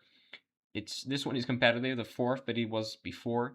And yeah, we're still at 0 in the 1st, which is Gary, and still at 0 in the 7th, which is very weird. I don't know why they're taking so long to count everything. They're so weird. You can see here, many incumbents are getting 57, 59%, so they're not getting huge percentages. I mean, guys, don't forget, we're at 360. Thank you for so much for the new subscriber, but don't forget, you can also subscribe to the channel, leave a like if you're new. I mean, now we're at 9 likes. I think we can. Now we're at 10. Thank you. Now we're at 10 likes, with 10 people watching. I think we can reach more. I think we can go even higher. 20 people watching or so. Let's go to Ohio. We're still at 0. Let's open here the governor and the Senate race to compare turnout. This will be interesting to compare turnout. Just that, because the rest doesn't matter here, because we already know the winners. And yeah, Indiana. I mean, the one that is the most advanced is the 5th. It's already at 31%, but it's taking a lot of time, and we're here 1 hour and a half, and it's only at like 20% the average, and we still have 2 districts without anything counted. This is what Indiana is like. It takes a lot of time to count the votes. In Ohio, I expect to be quickly, to be very, very quick, to be quickly than Indiana, and yeah, I mean, I think it will be. I'm not so sure, but maybe, at least according to past history, that will be much quicker than Indiana.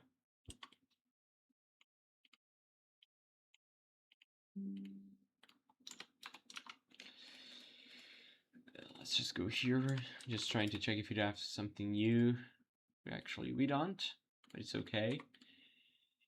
I'm just checking here. We don't have any new comment, but guys, if you have any question, I'm here. I can answer you. At least I can try. If I don't know, but maybe I know. I'm here to help you. I'm here to try to give you my knowledge in the sense that the one I have, of course. And don't forget, polls will close in Michigan in just 30 minutes, 25 minutes from now. We're still waiting for results in Ohio, but I think that will be pretty quickly, I would say, as I said. And here, yeah, we're still the same. We're still waiting for 2. Let's just go here. I think.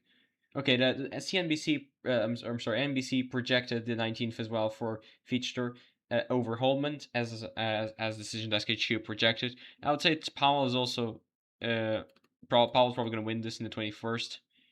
Yeah, he's probably going to win this. I think we just got more votes. We're still waiting for Tipton. That's probably the largest portion of the district. But as you can see here, okay, that's interesting here. 52% in. Jeff Ellington getting 44%.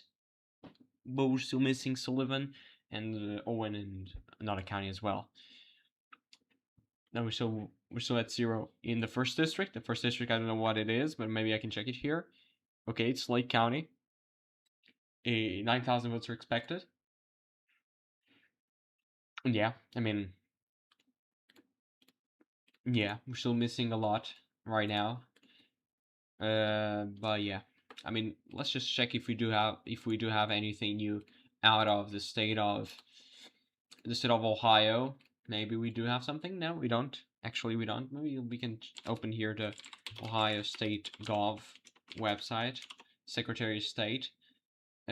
Secretary of State you have here. So view unofficial results. Maybe it's faster here. I don't know. I know if it is the same quality as Indiana website is, maybe it will take a lot of time. Let's just go governor and lieutenant governor. What is this? I mean, we already have votes. I don't know what is this, to be honest.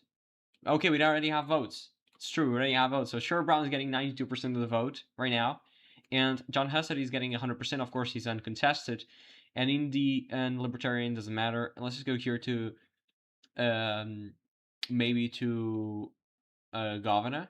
As you can see here, Vivek Ramaswamy is getting 84% of the vote, and the Democrats, of course, getting 100. In terms of turnout, the Democrats are winning. I don't know where that county is, but as you can see here, number of counties reporting, it's just 1 out of 88. So we already have results. That's fun. That's fun to watch right now. We already have results. And they'll also check for the Auditor of State. It's uncontested. Let's go to Secretary of State. Also very high votes. I mean, 70% to 30. Treasurer. I mean, Treasurer, you do have some competitive race here. Look at the Republican side so far. It's competitive, at least so far. I mean, it doesn't mean it will be competitive, but so far it is competitive. Let's just open here as soon as we have results. Right now, we're still waiting. Even though they say the Cook political report rates the Ohio governor as lean Republican and the Senate as toss-up. I still think Sherrod Brown might win this. That's my prediction so far. Let's just okay, we're still at the same. We're now 8,000 votes already, and we have 8,000 precincts of election day votes to come in. Of course, we're still at the same. We're still at 0 in everything. Results, my results. I don't know what is this, to be honest. I'm still trying to check here, but yeah, we're still the same. I don't know when they come here. I'm still waiting for that. Still waiting for the official website of Indiana to get it, because we're still at the same here. So this is basically not updating at all. I don't know why. We just got the first vote, so let's go here to governor. So Ramaswamy is getting. It's a Stark County. This is an interesting county so far. This is an interesting one because this is very, very Republican. It's not very, but it's Republican. I can show you here to you Stark County in 2024. So it voted for Trump by 22 points. It's very Republican, as I said. And that one right now is having more turnout in the Democratic side. It's not very competitive. It's actually the double. So it's getting like 60-40 or so in Stark County. That's the city of Canton and Massillon. And that's interesting. So far, I mean, the Democrats are doing great in terms of turnout, and this is not competitive. So we can actually compare both. Why? Because it's both a non-competitive primary in the Republican side and also a non-competitive primary in the Democratic side. So now we're measuring enthusiasm. And right now, the enthusiasm is in the Democratic side, for sure, because right now, Stark County is doing much better. This is so far the votes we have in the treasurer primaries. Is the only thing here competitive. I'm sorry, so far, yeah. Let's do here again for the House.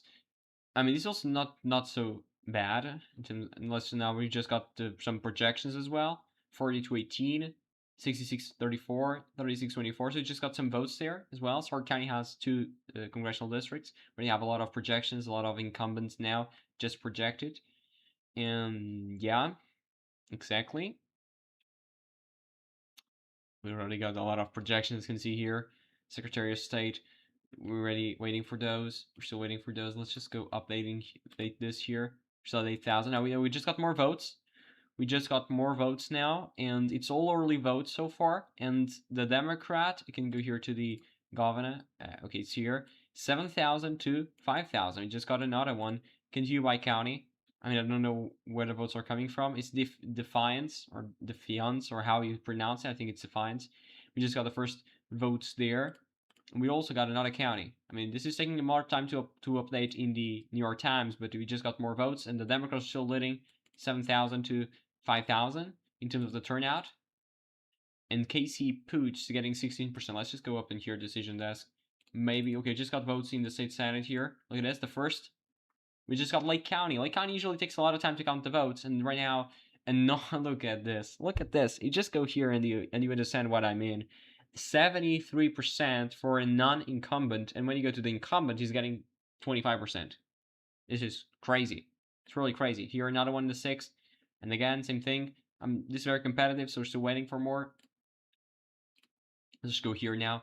Okay, just got the first votes in. We just got the first votes in the 7th in Indianapolis. We just got the first votes there. As you can see here, it's just Indianapolis. As you can see here, it's only Marion County, which is Indianapolis. So yeah, but right now we just got the first votes. Gary, we're still waiting for votes here, even though we just got them in the decision desk. So it's just a couple of times until we have those. And right now we're at 46% in this place. Let's just go here to this part. We just got Allen County. That's the early voting out of Fort Wayne, and right now it's at 46%. So we're almost there. I mean, we're like close to 30 or 40% all across the state of Indiana.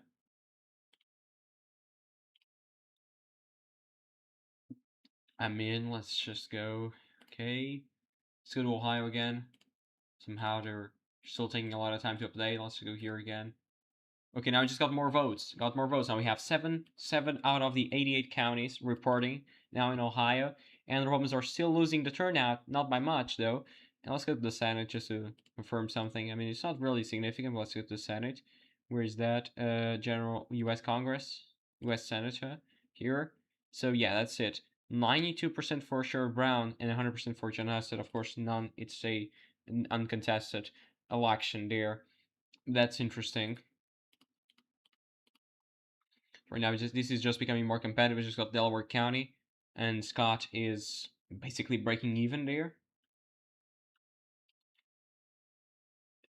And yeah, now Decision Desk HQ is projecting Vivek Ramaswamy to win the Ohio governor Republican primary. I mean, nothing unexpected.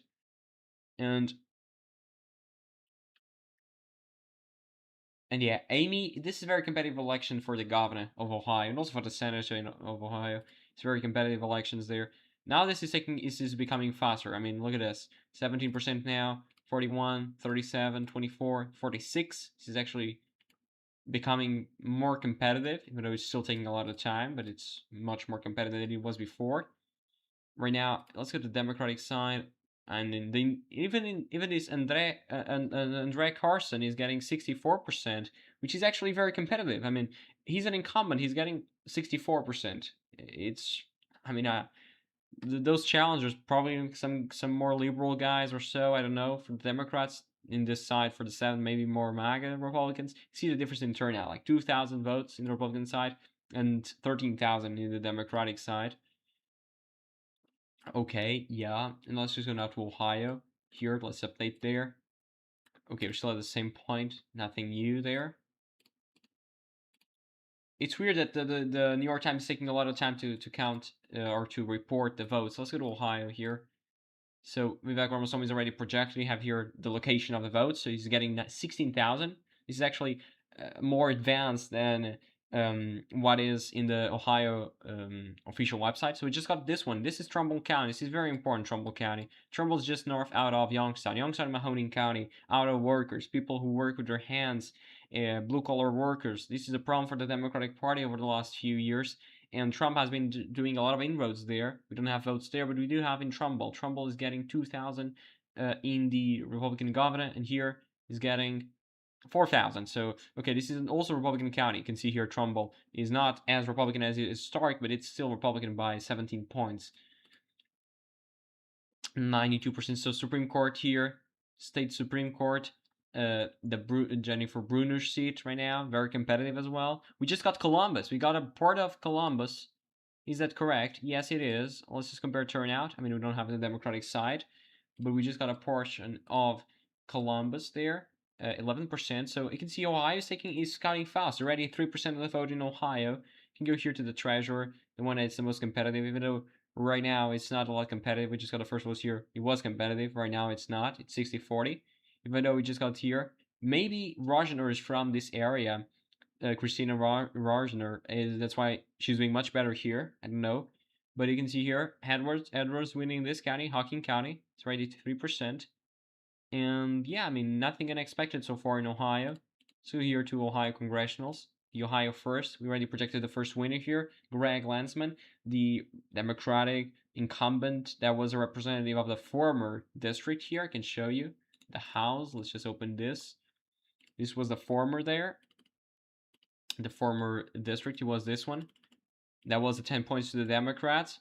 We have a part of Cincinnati and the suburbs around it. Right now, it's going much, much better for the Republicans because this has a part of Cincinnati, but it has all the suburbs around it. We're still missing, of course, Hamilton County, but he will win this for sure as well. You can see here. Let's go here to the first Republican side. The turnout 2,000, and here it is 3,000. So they're basically matching in Warren County. Democrats are doing much better in terms of turnout. This one is a very competitive race right now. Around Columbus, you have a part of. This is interesting. It has a part of Springfield, Ohio, where President Trump mentioned in the debate that the immigrants there were eating the dogs and the pets and and all of that stuff, ridiculous stuff. And it's Clark County. It's not Springfield itself, but it has a portion of the suburbs of Springfield. Has a portion of also the suburbs of Dayton, which is Montgomery County. You can see here right now, it's very competitive, but it will still take a long time until we have everything counted.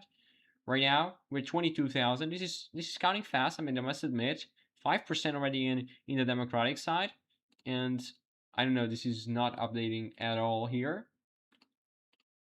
Okay, as you can see here, we're still at 0 election day precincts reporting. We have 8,000 left, but in terms of the early voting, right now Democrats are leading in turnout, 20,000, 24,000 actually to 22,000. They're leading in turnout so far. This margin will be cut into as we have more election day votes coming in, I would say. We're now sure Brown, I mean, this is not even competitive. He will win this handily. Let's go to the Supreme Court. The Treasurer, the Treasurer right now, we're still the same. And the Secretary of State, still the same as well. Guys, if you're there, we have now 6 people watching. Don't forget to subscribe to the channel if you're liked down below as well. This is not going to be a fantastic live stream in that sense, but still, I'm going to be here until we have the votes, until we have more votes out of Michigan, because Michigan polls will close in 13 minutes in the 35th. I'm sorry, just gonna okay, the 35th state senate district. This will be a fun thing to watch as soon as we have votes there. I don't know why New York Times is not updating this, but okay. Okay, now I just got more votes. Now the Democrats are leading 57,000 to 40,000, and we're still at 0 precincts today reporting, but now we're at 22 out of 88 counties reporting its totals.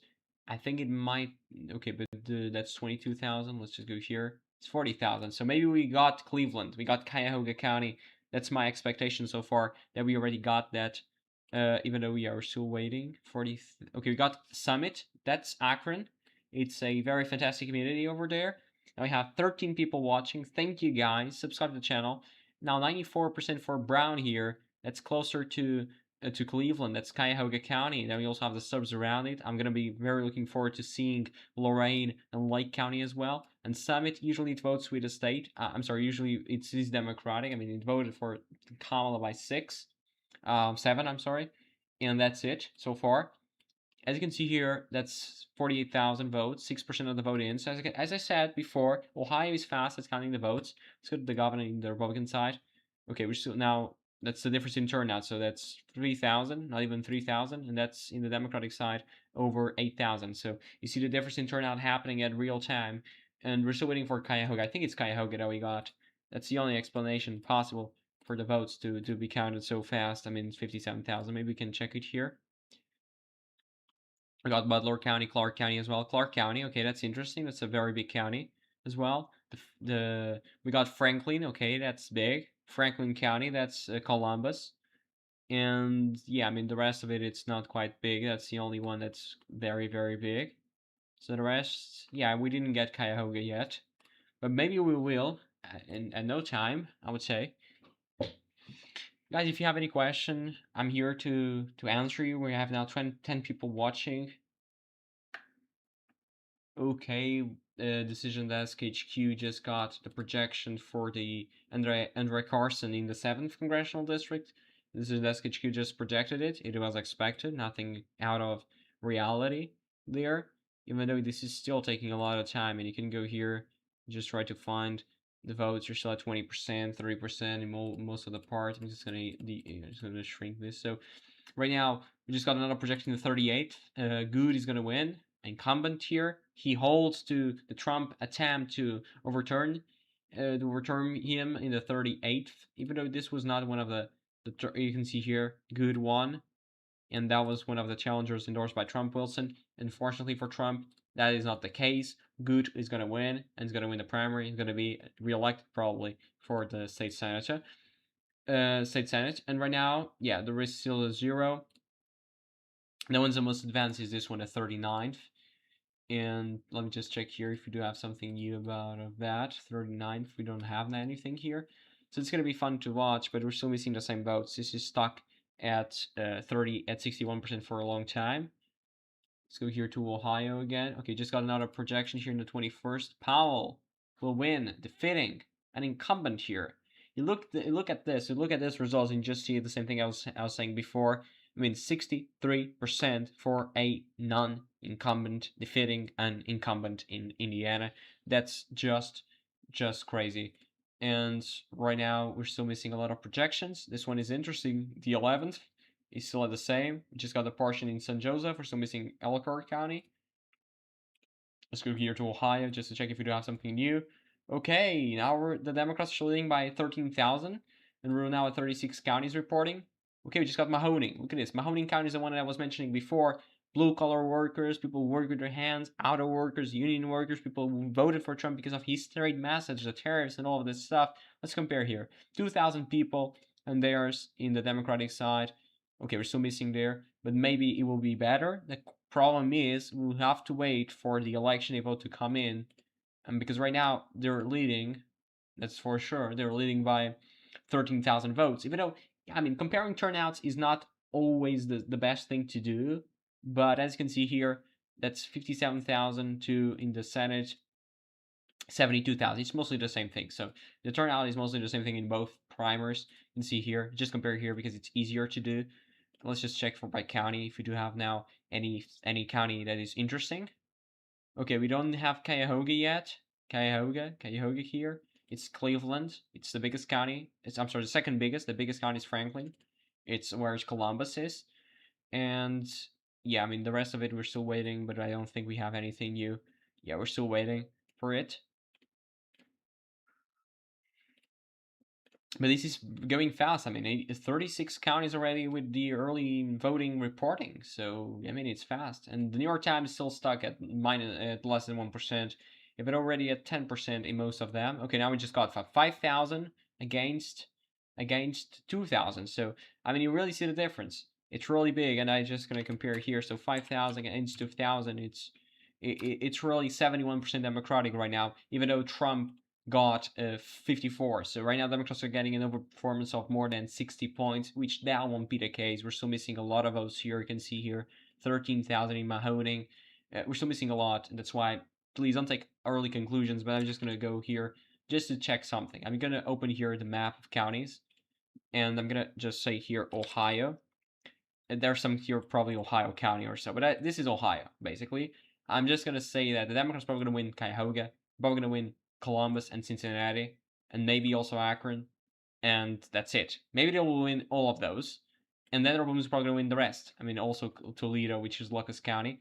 They're probably going to win all of them. This is the counties I think Kamala won in 2024. I think she won another one. I'm just trying to find it. It's this one here, Athens, and also Montgomery. So Montgomery and Athens. Those are the counties Kamala was able to win in 2024. The question right now for this election is, in terms of turnout, where can the Democrats actually overperform more, even more in terms of winning counties. I'm just looking forward to seeing, for example, Delaware County. Does it flip Delaware County? Does it flip, for example, places like the Lorraine or Lake, or maybe Portage? Maybe those can flip as well. I don't know. Look at this. It's fast. I know. Ohio is fast to count the votes. You can see here. It's quite big, and it is counting fast. It is counting fast. We just got Lake County, so let's go to Lake County. 2.7, that's 3,000, let's call it. Right now here is going by 4,000 again. It's going to be fun to watch until we have everything counted, if this is going to actually continue like that or not. And yeah, I mean, it's going to be very interesting. Right now, just getting everything reporting. We're still missing Cincinnati, but you see here, it's very fast. I mean, Ohio is fantastic. We still had 0 precincts reporting, but now we're at 44 of 88 counties in terms of the early voting. And the Democrats are leading by 20,000, not even 20,000, it's like 18,000 or so. Let's go here for the treasurer. Look at the treasurer. The treasurer is very competitive.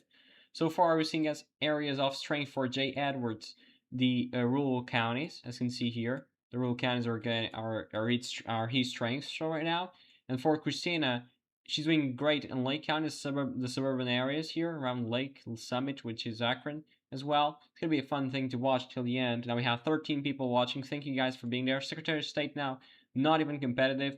Marshall Screech is only winning here in Warren and also Butler. The rest is going for Robert Sprague. And the state Supreme Court is also competitive here so far. And the governor, I mean, this is turning out to be very fast actually.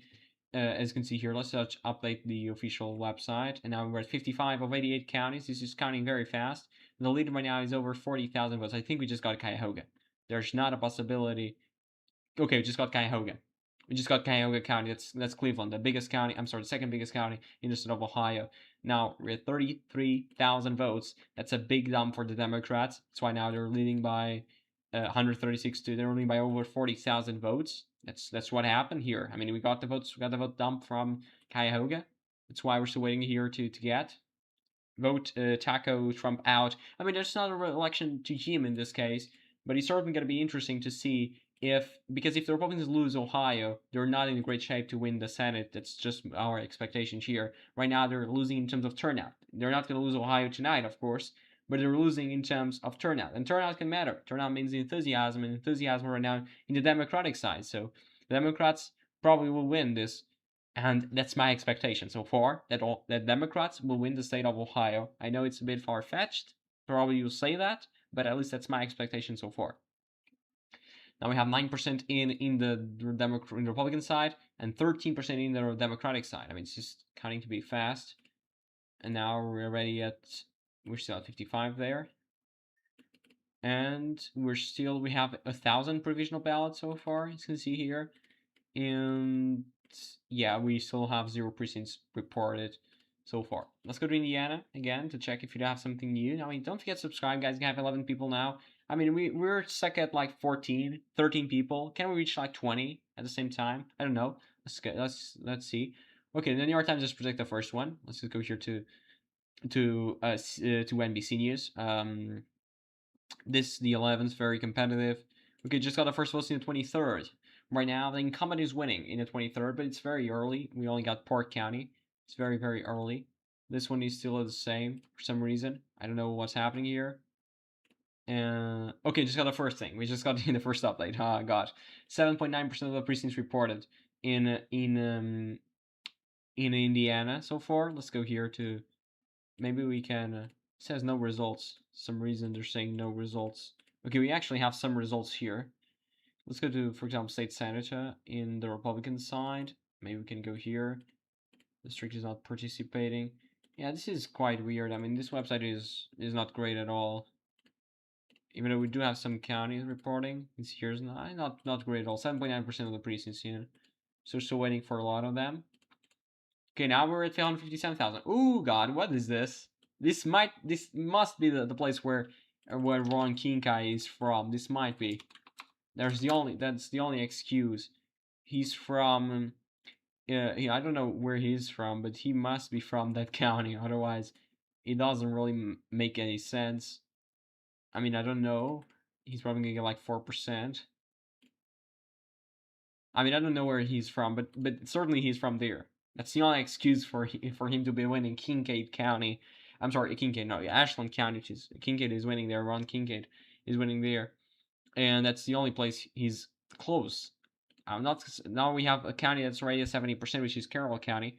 Let's go to the governor side here. As you can see here, the counties are filling in pretty fast, which is fantastic to see. Now we already have 60 of the 88 precincts with votes in, and the lead is close to 40,000 votes right now. Let's go here. I mean, I don't know what happened to the New York Times, and this is still standing at the same point as it was 22 minutes ago. And now polls will close in the state of Michigan just in a minute from now. Polls have now closed in Michigan. So you guys from there, if you are from Michigan, the 35th congressional district, from the state senate now, polls have now just closed. So we'll have to wait for the first results to come in. As I showed you before, the district is right here around Saginaw. It has this part around Midland and Bay City. I'm just gonna draw it here quite easily. It's like this district here. I'm sorry, let's take it out a bit of the parts. So the district is like this. It's Harris won this district by only 0.7. It's not exactly this county, this precincts, but it's mostly that. Has this part of Saginaw that's very huge for the Democrats. Let's just update this again and just check it. So that's 60 now.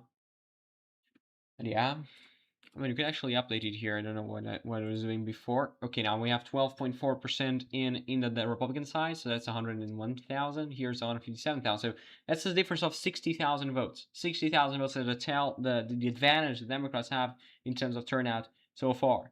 So far, it's very important that you do that. So far, let's go to the congressional races in Ohio. Okay, this one is interesting. The Ohio, the first. We just got Hamilton County now, and Lensman is winning. He's going to win, of course, as I said before. In the first one for the Republican side, 72% for the Republicans. Sorry, for the Eric Croy Republican one. Probably going to win this. Let's just compare turnout. 5,000 to 13,000. We're still missing the election vote. Probably that will be very competitive, actually. In the 11th, right now, we're seeing that in Cuyahoga County, the incumbent winning. In the 9th, we're seeing this is the one I was mentioning before. The 9th is that one, very interesting race because they basically made the district of Congresswoman from Ohio here much better for the Republicans. I can show you here exactly what I mean. Okay, that's it. Marcy Captor, as you can see here, the district. That's exactly what's happening. They made her district much more Republican. That's why this is gonna be a bloodbath. I mean, for her, in my opinion, because they made the district much worse. And let's just go here to, let's go here to the 15th or so. As you can see here, we just got some votes, very competitive for sure. We'll see about that. Let's go to state senate there. Okay, this is interesting, but we just got the first. We checked that one before. We still had 0 in Michigan, as you can see here. Let's go to the statewide in Ohio. So 101,000 and 161,000 right now. Now we're at 70 precincts, 70 counties already with the absentee vote totals reported. We still have 0 votes from today. The leader is right now at 49,000. So this was my question. These are the counties Kamala won. Now we'll see the counties Democrats will edge in terms of turnout, because this was the map, the previous map. I'm not going to fill all of them, but okay, this was a map previously. Right now, this probably will flip. We'll see by how much. Let's compare, for example, Fulton County. Let's compare like Fulton County just for an example. So that's 460 votes to 588. So that one is going to say Republican. I mean, that's the way it is. And probably will say all of them there. I'm just waiting for example, Delaware County. That's 3,000. Not even slightly more than 3,000 votes. Right now, Democrats are ahead. But I don't suspect they will be ahead when we get the election vote. The question is, if that doesn't happen, maybe just Delaware County will end the night in the night red. We'll see about that. Right now, don't forget, guys, we have now 14 people watching. Don't forget to subscribe to the channel, leave a like down below. This is the race we're gonna wait. Well, in Michigan, polls will just close there. We're gonna wait there for a bit more. Maybe we'll have now. We have 15% of the precincts already reported in the state of Indiana, as you can see here. This is coming fast right now. Okay, and in the Indiana primaries right now, as you can see here, now I have 11 again. We're at 40% most of the time, and we're still waiting for the projection. We're still waiting for the projection results in the first district in the state of Indiana. I mean, you just got more votes now. This one is interesting. The 39th. We just got another. We didn't got another projection. We didn't. I'm sorry. Let's go here to Ohio again. Refresh this. So it's 170,000 now for the Democrats, and in the Republican side, 115,000. We have basically every county is now filled in. So you know what happens in Ohio, like it happens in Florida, like it happens in Georgia. We got a first early voting coming in. The map fills in with every of the early voting, with everything of the early voting, and then we'll have the election voting coming in after. So right now we still have to wait until we have those. We'll have those votes. Okay, now we're at 361 subscribers. Thank you so much for subscribing to the channel. I mean, we'll have election day coverages every time. It's very important that you subscribe so you can track all of those. We're gonna have election coverage on Thursday, so in just a couple of I mean, it's tomorrow basically. It's not tomorrow, but it's the day after it. We're gonna have coverage of the local elections in the UK. It's gonna be fantastic. It's gonna be very competitive between the Reform UK and also the Green Party there. And yeah, that will be fun. And yeah, now we have 9 people watching. So let's just check again. How is the now we have 76 of the 88 counties already reporting. As you can see here, the margin is 47,000. I'm not so sure if this margin is enough for. Let's compare in terms of percentage. So right now, we have around 287,000 votes reported. Right now, the Democrats are getting 58%. So that's the margin. They're getting 58%, and I'm not so sure if that's enough. 58% to 42, that's not really enough for them to stay ahead in terms of turnout, at least so far. Because we're still missing some of the early voting that it's in the Republican areas, even though it's going to be close to Democratic one. It's going to be very much more Democratic than the election day vote is. Probably it will stay Republican. I'm still waiting for that. I'm not so sure if the margin will be enough. Now the margin is 54,000. Can check it here. The margin is 47,000 actually, but here's actually more advanced. We're still missing a lot of the Republican areas. We'll see about that. So I'm just gonna create here something in a sense. Wait a minute. 361 over 400. And I mean, okay, I'm just gonna do it like that. So let's just now, I'm just doing here something. So now this is the goal for tonight. The goal for tonight is to reach 400 subscribers. I know the color is probably not the best. That was the goal I set previously. So I'm not gonna remove it. But yeah, I don't think that's possible. I mean, you guys can prove me wrong, but I don't think that's possible. If we can reach 365, that'll probably be great. I don't think we can reach 400. And yeah, the Senate now 174, and here 120. So that's 54,000 in difference. We just got now. Okay, so the same. Let's go to Michigan. We're still at the same. We're still at 0 votes in Michigan. Guys, if you have any question, I'm here available to answer you. We only have like 10 people, but I'm gonna be very happy to answer you. We're here right almost for 2 hours. We're more from 2 hours, 2 hours and 10 minutes or so. Okay, just got projected the 7th right now, and also the 7th in the Republican side. And now we just got the first votes in the first district, and now it's 17.3% of the precincts reporting. So this is tracking now to be much faster in Indiana, 17% in Indiana.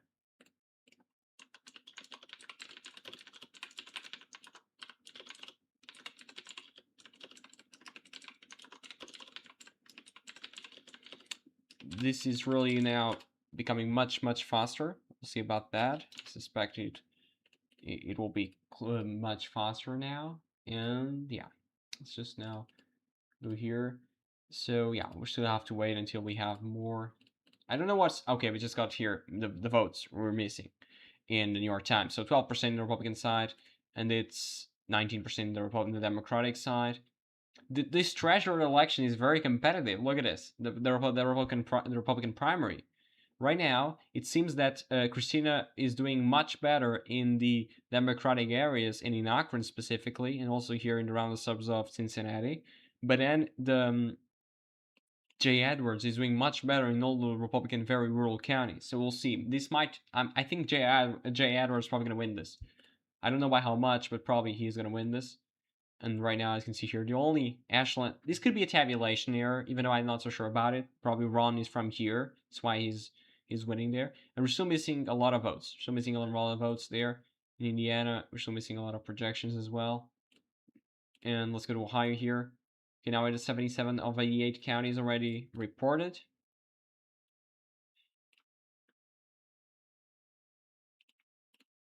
And yeah, I mean that's it. I mean, it's starting to be great. Let's just go now here. Okay. So now that's a difference of 168 to 122. That's a difference of 46,000. That's the difference right now. Let's go here to the Senate again. So 182,000 now in the Democratic side. We're still missing 1, 2, 3, 4, 5, 6, 7, 8, 9, 10 counties to fill in the early voting. And then we have to wait for the rest of the vote to come in, but that'll be the election day vote. And don't forget here, this, even though it says that it's going to be Sherrod Brown against John Husted. It's not placeholder because we already know the stuff. And right now, the who will win the Senate race in Ohio, the call sheet says 57% for the Democratic Party, and that is a must win if the Democrats they want to. Of course, if they want to conquer the majority in the Senate, that is a must win. I'm gonna say it again. It is really a must win for the Democrats. In Michigan, we're still at 0 right now. We just got more votes here in the 41st, even though that's already projected. It doesn't really matter. And yeah, right now, I'm just going to wait here. Yeah. Now we have 17, still 17 now in Indiana. Yeah, it doesn't really matter.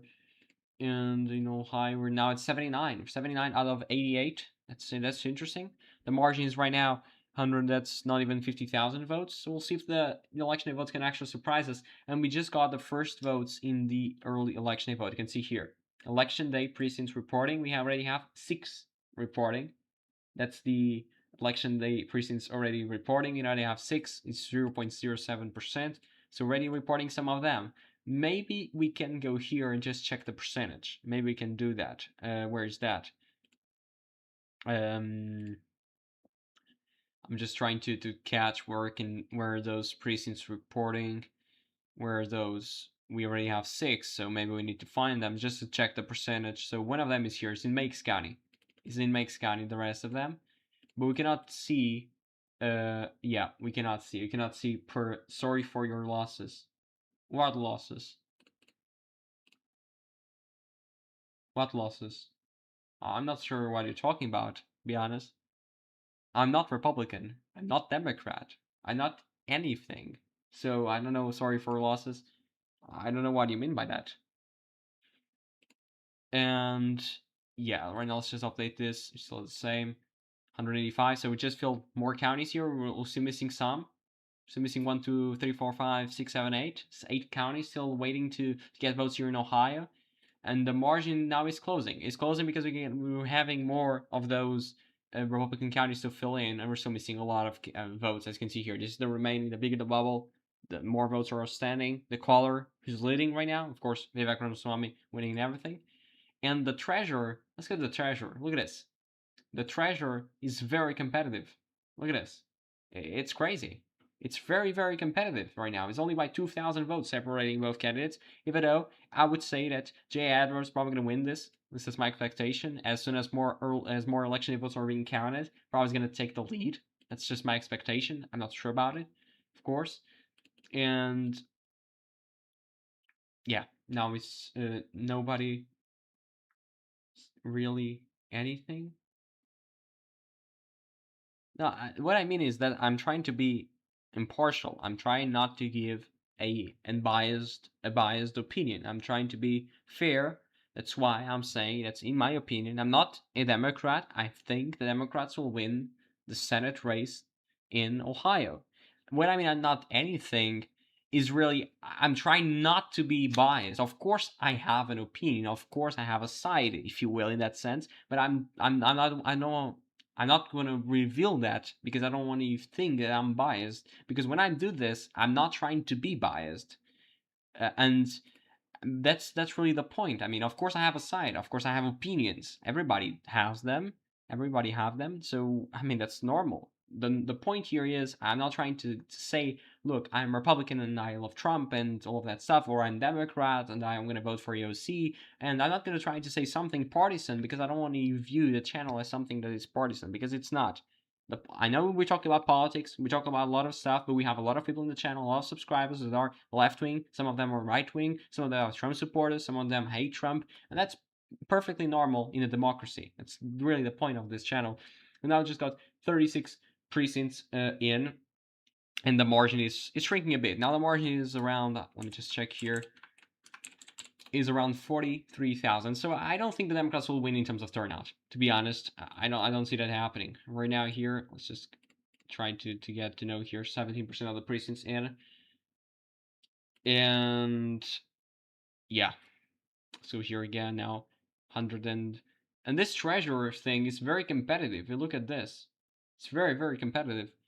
I mean, let's go here again. We just got now. It's bit advanced, I think. Yeah, exactly.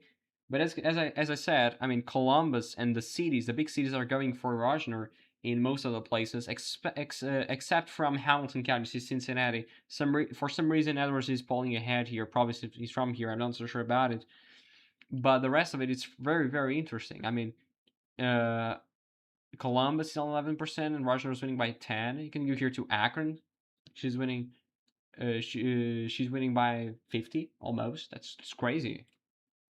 And right now, yeah, we're now missing only 6 counties to report, and in the Democratic side, we're only missing 5 counties to report. So we're almost there. We're almost there in that sense. And the early voting is mostly in. Of course, now we need to wait for the election. The vote will be the majority of the vote, but we're almost in. Now we just got more projections in the Republican side. We just got a projection also in the 2nd district for the Democrats, and also in the 3rd district for the Republicans. And yeah, I mean, I don't think we even have a competitive election. That's the only one here, the 4th. This might be competitive here. Exactly, it is competitive.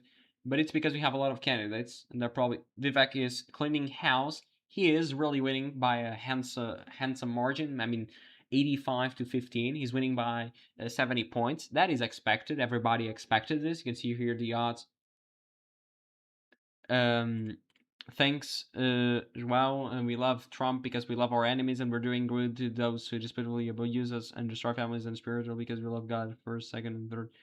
I mean, you can have your opinion. I'm totally okay with that. I'm not gonna say anything. I'm not gonna comment. I'm not gonna comment on that because if I do something, if I do say something about that, I'm gonna be partisan, as I said before. I mean, I'm not gonna say anything. And yeah, if you want my real opinion, I'm not even American, so maybe I have a sense of being even more unbiased because I'm not even American. And I do understand a lot about American politics because I really love analyzing elections, but I'm not American. I'm Portuguese. I'm European.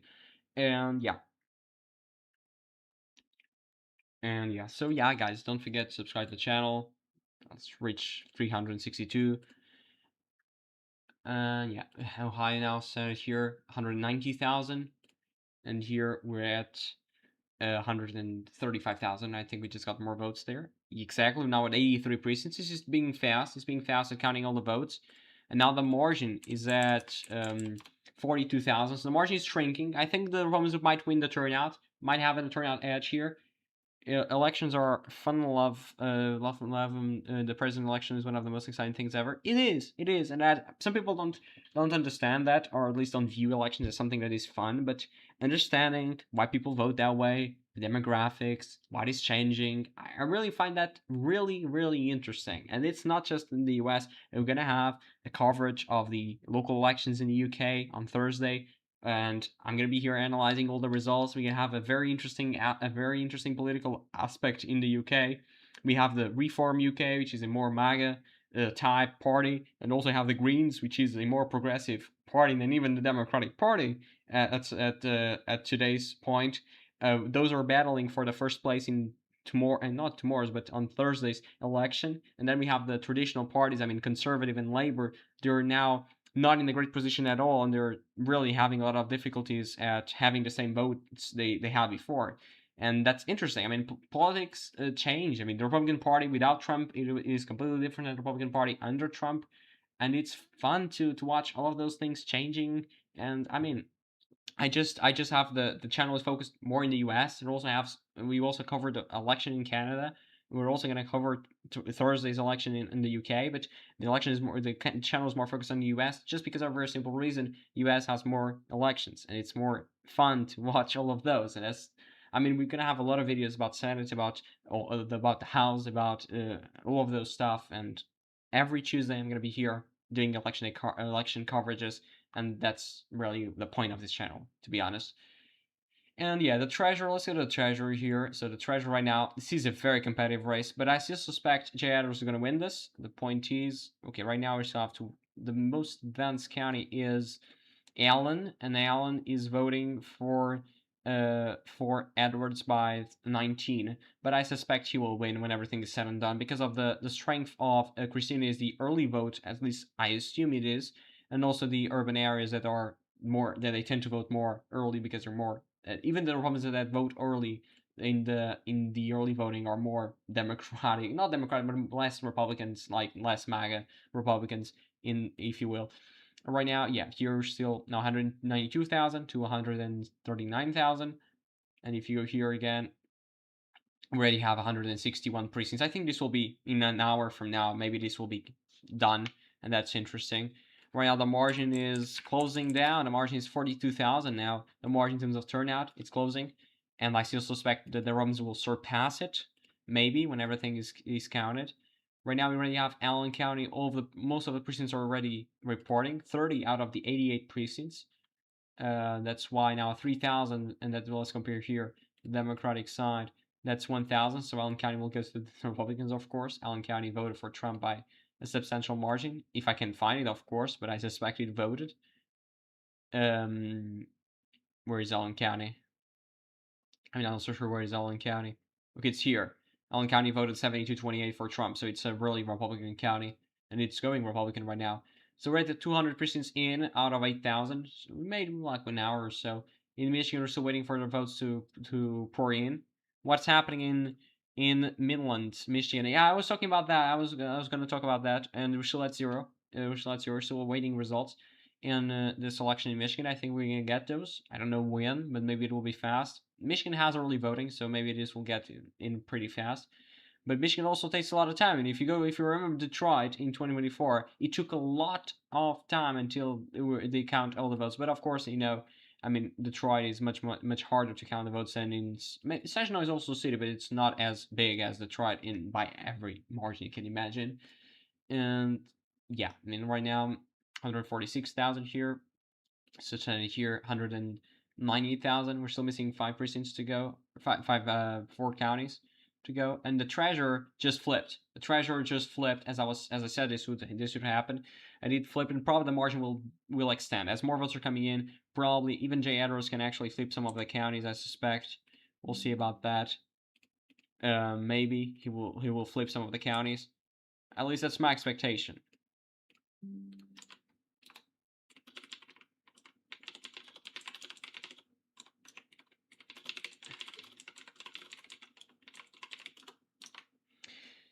And yeah, let's go here to Ohio again. We're still at 161. Midland in the Michigan was the state senate special, we're still at 0. And yeah, in the House, let's check here the House. So this is not competitive.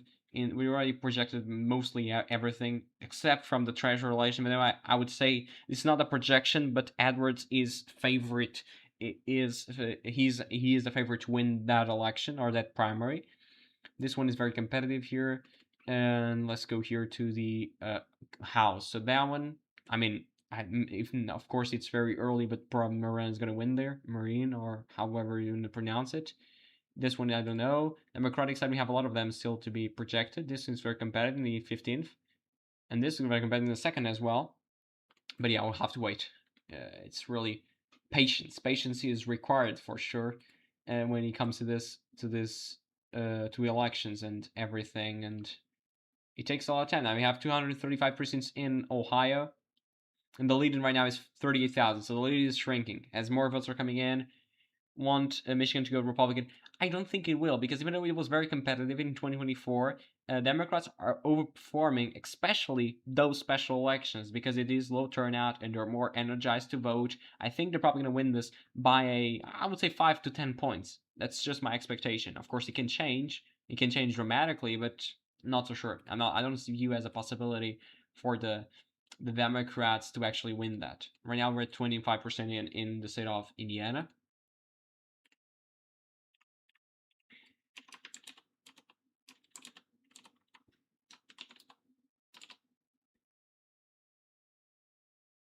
Let's go here to Ohio again.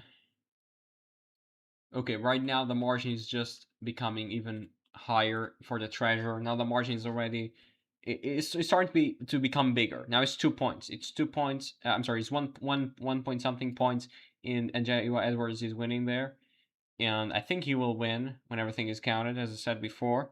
And let's go here to the governor as well. 140,000. The state supreme court is very competitive as well. Look at that. Look at that tie, 291, 291. It's very competitive between two candidates. I mean, the other two are in the second tier, if you will. But yeah, I mean, we'll see about that. We'll see about that. This will be fun to watch as well. More votes are coming in. Now we're at 33% in Indiana. This is counting to be fast. This is starting to be fast. Counting everything. You can see here the treasure. This is already becoming bigger. That'll be what's happening. I mean, that'll be what's happening right now. They're starting to become bigger, and yeah. As I said, Jay Edwards is probably going to win this when everything is said and done because of the simple fact that he did better in Republican areas or in Republican counties. The devil is a Democrat. I mean, please, guy. I mean, you don't need to have those comments. That is not true at all. I mean, why are you saying those things? Because you need to be sometimes more sympathetic. I mean, why are you being so angry at everybody?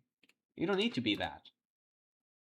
I mean, it's not really. We're like we can be political opponents, but we don't need to be. We don't need to be in that regard. Not to be like mad out of those people that vote not your way. I mean, and I'm gonna say this: I'm not a Democrat. I'm far from that in some reasons. Sometimes I would say, but yeah, I don't want to reveal. I don't want to reveal much. Let's go to here to Michigan again. Not the. Let's go to Michigan. Let's go to Michigan. Oh, let's go here. Michigan State. Okay, so that's 0.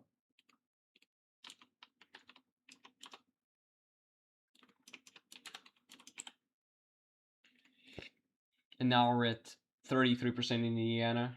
And I mean, now we're at okay. Now we just okay. Now we're at 362 subscribers. Thank you, guys. I mean, you can if you want, you can subscribe to the channel. Leave a like down below. And the usual stuff YouTubers usually ask you, but I'm really trying to do the best I can to help you get true information that is true, that is not biased, that is good. Because sometimes you watch the media and they say a lot of stuff that is oh god, and you probably don't like the way they mention stuff because probably there's sometimes it's a lot biased. And yeah, I don't want to be that. I don't want to be that person. That's really the point of this channel. The treasure right now, the margin is growing now. 2 points. 2 points. As I said, this is probably going to be a 10 points win. I'm not even kidding. This can be 10 points. This can be 10 points.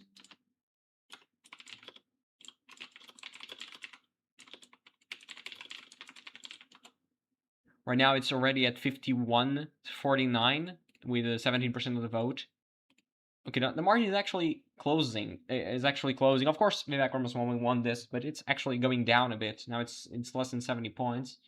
And here in Ohio, now we're at 323 precincts. So this is going fast, but it's still. And now the margin in terms of the turnout is 36,000. 36,000 right now, the margin. That's going down. Probably will go down even more as more votes are coming in. Let's just go here to the. Okay. That's now 163. The Senate probably reached 210,000 votes in terms of turnout. We're still missing three counties to report a single vote. The treasurer now at almost 2 points. That's what they have right now. And the state supreme court at 4.3 points. That's interesting.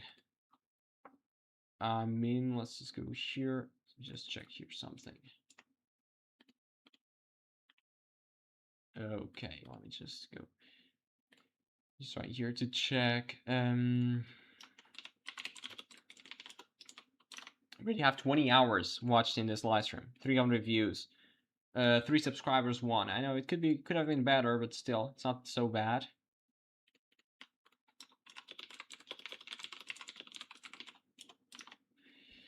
And yeah, I mean, if you have any question, I'm gonna say it again. You can ask me. And yeah, in Michigan we're still at 0. In Ohio, we're now at 4% of the precincts reported already. But yeah, we're still missing a lot of the election day vote. In terms of the early vote, we're still missing 4 counties, but it's not really significant. And in terms of the margin now is going down now 35,000. That's the margin they have, more or less. It's like more or less 35,000. In Michigan, we're still at 0. And maybe I can find it here, something. Maybe I can find here the Michigan, the state of, the Secretary of State. So we can find the official website for results, maybe. Where is elections here? Just trying to find it. Elections, election results. Maybe we can find it here. August primary. No, it's not August primaries. They don't have the website. They don't have this election, even though I know it's a special election, but still, we could have the official website saying results, but actually we don't, so it doesn't matter. It doesn't really matter. Let's go to the treasury again. Okay, so the same. Here is going down a bit. I mean, where is the poorest part for Adams? Adams is the poorest county in terms of the percentage to Vivek Ramaswamy. I don't know where is that, to be honest. But okay, doesn't matter. Doesn't matter. And okay, now we're still at 32.5 here in Indiana. And now we're at 210,000 in the Democratic side. In the Republican side, we're at 165,000. Now we have 11 people again watching. We're still missing 3 counties. I mean, if you guys just do a quick recap of what's happening, Ohio governor will be Vivek Ramaswamy against Democrat. In the Senate will be Sherrod Brown against John Husted in the Senate for Ohio. And the rest of it doesn't really matter. I mean, Attorney General and Secretary of State, people don't usually care about that unless you're from Ohio. And in Michigan, we're still waiting for results in the special election. And in Indiana, we got a lot of the state senators that Trump won. Right now, we have 3 endorsed candidates by President Trump that so far won. Probably we'll get another one here in the 23rd and in the 11th. We're still missing that one, and also in the 1st. Maybe we're gonna see 6 to 1, 6 won and 1 lost. Right now, the only one that lost was the 38th. But yeah, this is so far a win for President Trump and his supporters. I mean, it's really remarkable what's happening right now. We're actually seeing some of the districts being finished. Look, this one is the one. Is one example. 92% of the vote in Marion County, Indianapolis, which usually takes a lot of time to count the votes. It's already close to finish counting. Right now we're at 440 precincts reported in Ohio, already 5% of the precincts. And yeah, 20.5% in Michigan, we're still at 0 for some reason. Sometimes it takes a lot of time to count the votes. I mean, Michigan is usually in the states that take the most time to count it.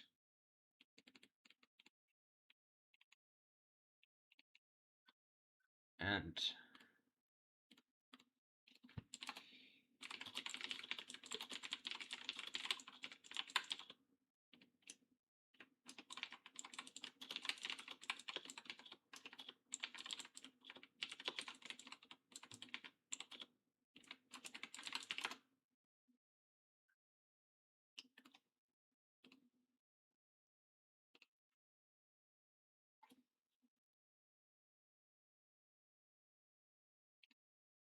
let's go here again. 174,000 now in the Republican side and 215,000 in the Democratic side. So let me just go here, open something. So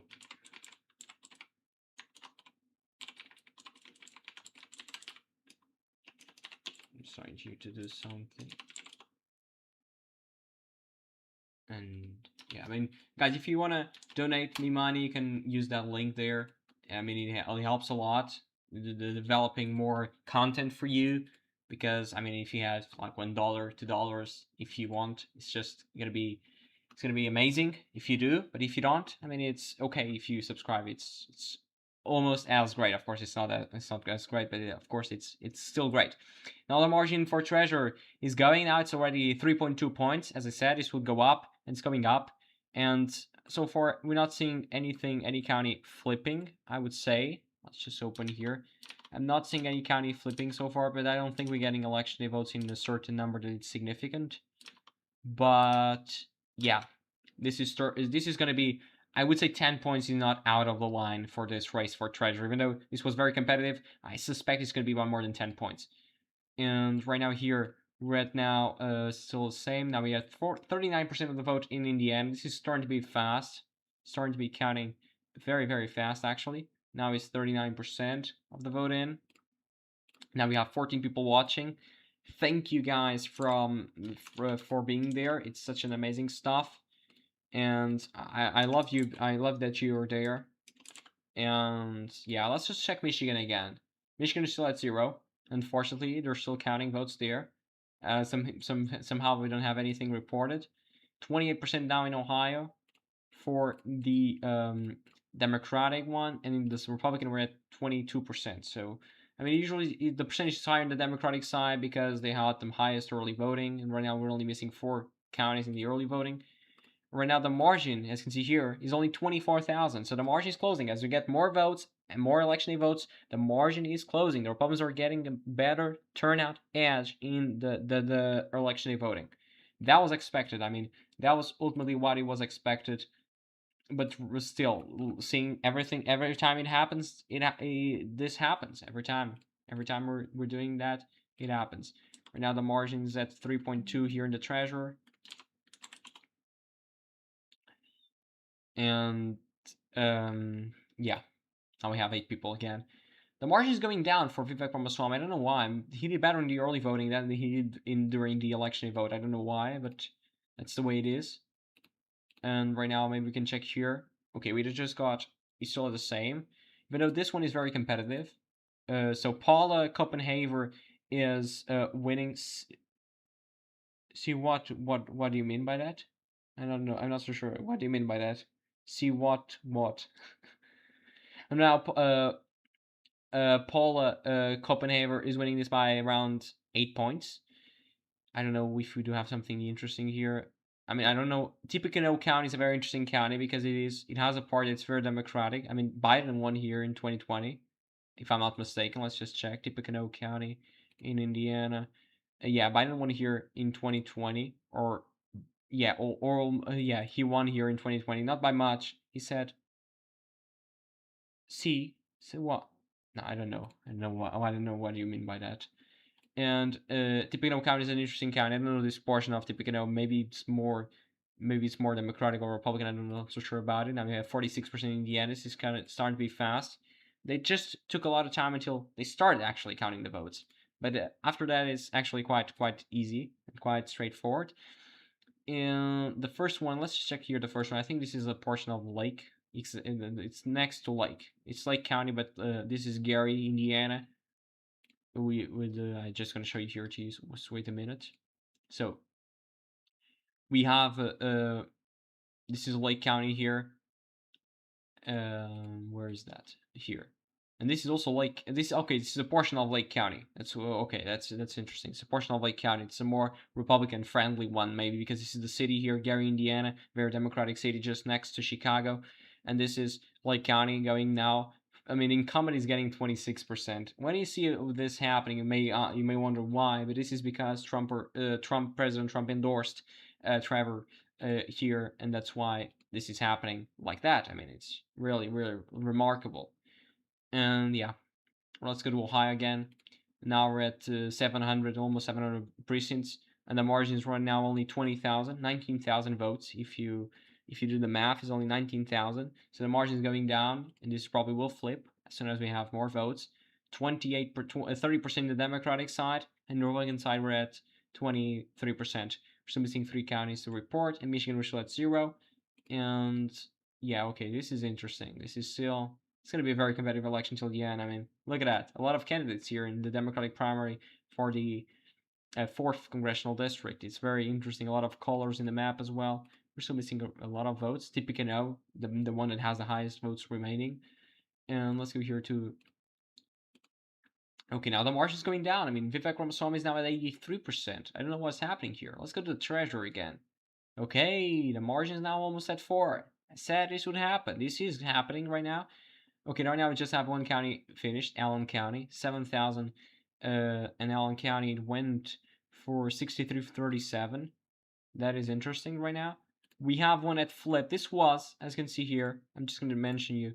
This was Christina Rogner was ahead here in Vanert County. Right now, Jay Edwards is ahead by 6. So that one is the shifts you might see. And these counties, they might change. This might go towards Edwards as more votes are coming in. And you might see some flips happening here. And let's go to Ohio again. I mean, still the same. Still the same in Indiana. Still the same in Michigan. Still at 0. And here, 23%. And it's 29% here. So 231,000, 191,000. Go here. So it's interesting that the decision desk HQ is actually ahead of what is happening in the official website. Let's go here to Cleveland. Now we're at 19%. We're still missing a lot of votes, as you can see, but that will take time. I'm just gonna do a quick break. Oh, I don't know how many time, maybe like 5 minutes or so. I'm gonna be back soon. As let's just check here. How is Treasure doing? I'm gonna leave this in the Ohio race because probably it's the most interesting one right now. Maybe I will leave this as not like this. Maybe I can go here. I mean, I don't know.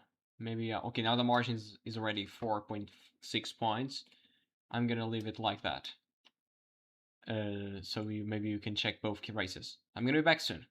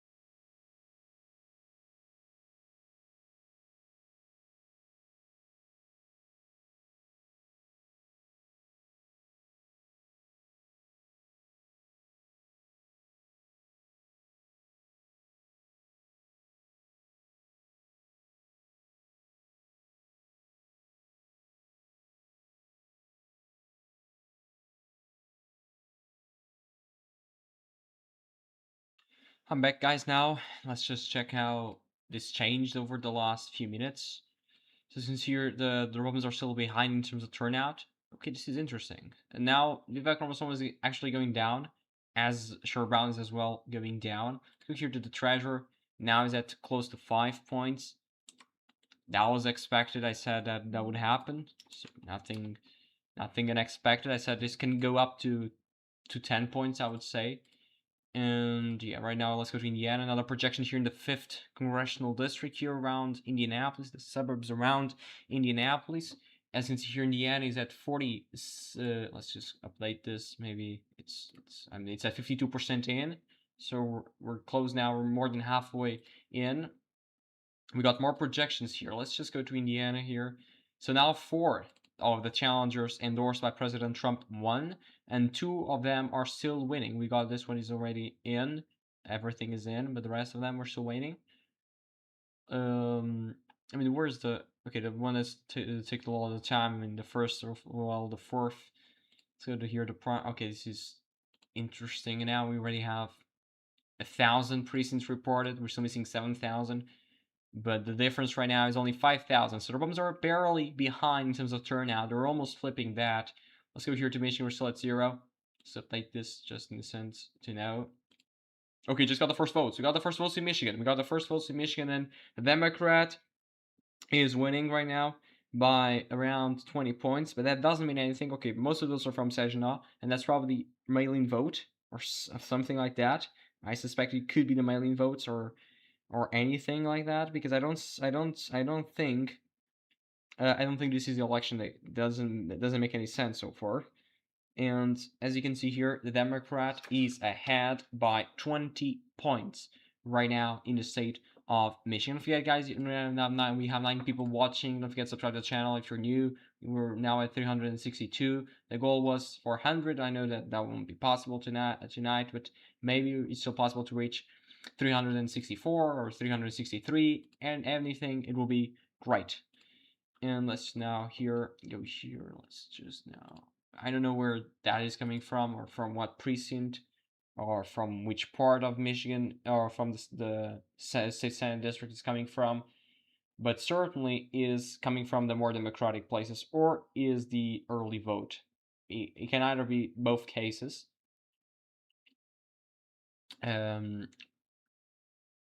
Okay, let's go here to Ohio again. Treasure now at over 6.6 now. The margin. The margin now is 6.6. That's incredible. I mean, it's going up. As I said, this might go even higher. Maybe, I don't know, maybe like 10 points, 20 points. 20, I don't think 20 is really possible. But this is going up and going up fast. Right now it's 6.6. Let's go here to the... Okay, this is going down again, as I said. 83% now. And in here, and Sher Brown is at 91% right now. We just got another projection in the 1st district for the Democrats. We just got a projection. The Republican side, we don't. We're still waiting. Even though, yeah, this is... I mean, 60-40, I think it's almost guaranteed. This one is the closest, the 6, but the rest one is mostly not competitive at all. Here, this is the more competitive one. We'll see. I mean, this is very, very fun to watch. This is one, the district is the lowest percentage in. We're now 30% in the Republican side, 145,000. The Democratic side, we're at 33%, 155,000.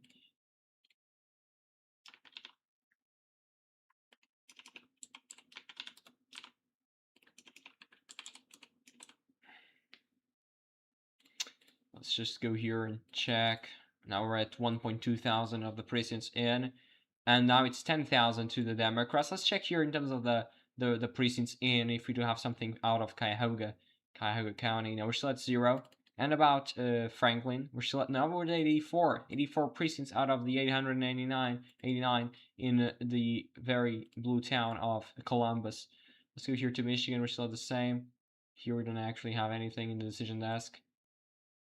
And the treasurer, they didn't project the treasurer yet, nor the state Supreme Court election, but the treasurer, I mean, I think when we have more votes, this is actually flipping some counties. For example, when you have the first update, we got the first update. This one was yellow and right now it's red. And also, this one was yellow and right now it's red as well. So most of them are flipping. And they will probably flip even faster as you have more votes coming in from election day. These two were yellow, right now they're red. So you can see the change happening here. I'm still missing a lot of votes. Probably around like 100,000 or so. Even though, yeah, we're still waiting. I'm still waiting for the projection in Michigan, for more votes to come in Michigan. But when this thing is over in Michigan, probably I'll end the live stream because we already have basically every decision in. Even though, yeah, we now just got projection in fifth for Victoria Sports, Republican side. We're still missing one. We're still missing two projections, even though both in the first one, this seems to be decided. I mean, it still have 4.8 thousand votes in, but I still think this is a very far-fetched scenario. In order for actually for the Republican to actually the incumbent to win. But this is really a testament of the strength of President Trump, as I said, and not only that, this is what it shows in the sense that when you try to defy President Trump, you lose, and this is exactly what happened here. And Trevor is losing. Trevor is winning against an incumbent by 50 points, and because President Trump endorsed the challenger, that is really powerful, as you can see. Right now, most of them, only one survived the test that President Trump. Good was the one that was the only one that got a good result. I'm sorry for the joke, but and that's it. That's the only one right now that was able to secure his seat. I mean, guys there, if you want, you can subscribe to the channel. If you like down below, same thing, the same thing I will say every time. Now we're close to 400 views in the live stream. Let's just go here again. We're here for 3 hours and 10 minutes already. Probably will be here for 4 hours or so, because we still have a lot of things to be decided. Especially this one in Michigan. We're still missing a lot of votes. The Democrats probably gonna win this. The problem is by how much. Right now, this is a 20 points over performance when you compare it to Harris, even though this is not going to be the case, at least in my opinion. From what I can tell you, this is probably can be one precinct or so, but not much more than that. Let's go to Ohio again. Okay, now we're at 255,000. So this is starting to become faster.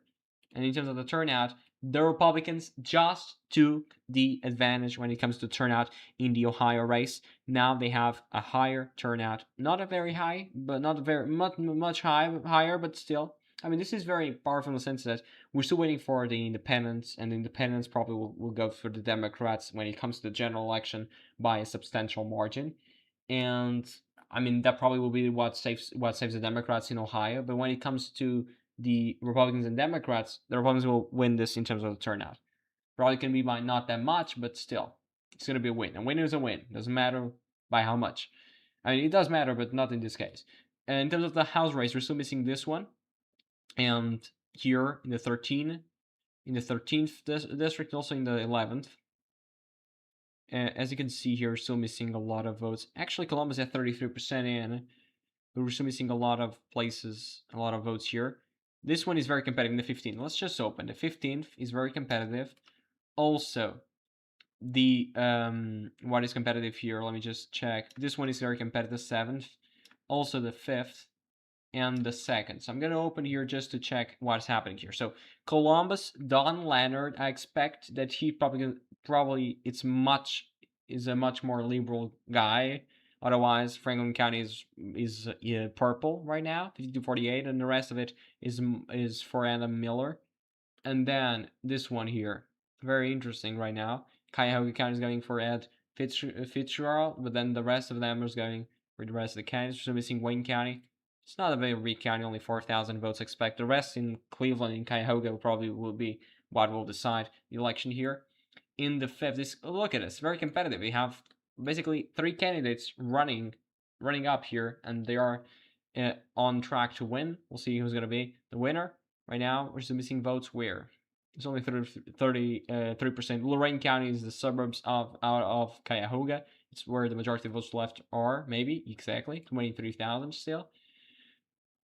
And this one is very competitive as well, and we're still expecting a lot of counties. Claremont is the biggest right now in terms of the votes we're still expecting. And yeah, I mean, all right now we're at 50. We're at 53% of the vote in the state of Indiana. As you can see here, 53% of the vote. This is starting to be fast, actually. Right now we can go in Ohio. We're still missing a lot of projections in the state legislature, but that will take a lot of time. In the treasurer, they didn't project yet, but even though this is becoming a very big lead, as you can see here, not here. Where is that? Here. Right now it's over 8. It's almost 8 points now in Ohio. That's big. That's really big. And yeah, from where they started, it's really they started. I mean, Edwards was behind when this started. Right now, Edwards is ahead by almost 8 points. For example, let me just choose here a county. This county was yellow when we started the election. Right now, it's by 16 points to the red column. Also, this one probably gonna flip when we have more votes coming in. Probably this one as well. I don't see a county here that probably will stay yellow, except from Akron. Akron probably gonna stay when everything is counted. Also those here, but the rest of them probably gonna flip everything, and that'll be incredible. That shows really the power of the election day voting when it changes everything. Right now we have 21% of the precincts in Ohio. The lead right now is growing. So 14,000 votes in terms of lead. Of course, that won't be the case with President Trump. President Trump won Ohio by that is more than 600,000, almost 700,000 votes. And when it comes to the Ohio Senate, the Ohio U.S. Senate, Sherrod Brown lost the candidate right now that's probably going to win this time again for another term. Lost by around 250,000. I'm sorry, by 207,000. So 207,000. I think the rooms might get a better margin here than that. Now we have 15 people watching, guys. Thank you so much for being there. If you guys subscribe to the channel, leave a like down below. And don't forget, if you have any question, you can ask me. I'm going to be very happy to answer you. Right now in Michigan, we're still at the same point. I don't know what happened here. We're still at the same point in Michigan. We're still now 29% in Ohio. And the rest of it, Indiana. Let's go to Indiana here. We just got another projection in the 6th congressional district. That's another projection there. And the rest of it, I think we can. Only this one is very competitive, the Democratic side, but the rest of them are not competitive. They're mostly gone. This one is interesting as well, but 10 points now in the 23rd. Let's go to the 23rd. Where is the 23rd here? It's now 20. It's not like 10 points. Not like 10 points. That's competitive. I mean, that's really competitive. Vivek sweep. Let me show you here. Let me show to you. Where's that? It's here. Exactly. Look at that. 83% to 17. Don't forget, guys. Don't forget. If you want more coverage of elections in the U.S., also everything that you need about know everything that you need to know about those elections. I mean, you can subscribe to the channel, leave your like as well. I mean, but this was really a sweep. And it was expected. I mean, he was the ultimate, the favorite for this election. Everybody was expecting this. It could have been closer, like 75-25, but it's probably gonna be below. It's probably gonna finish below 80.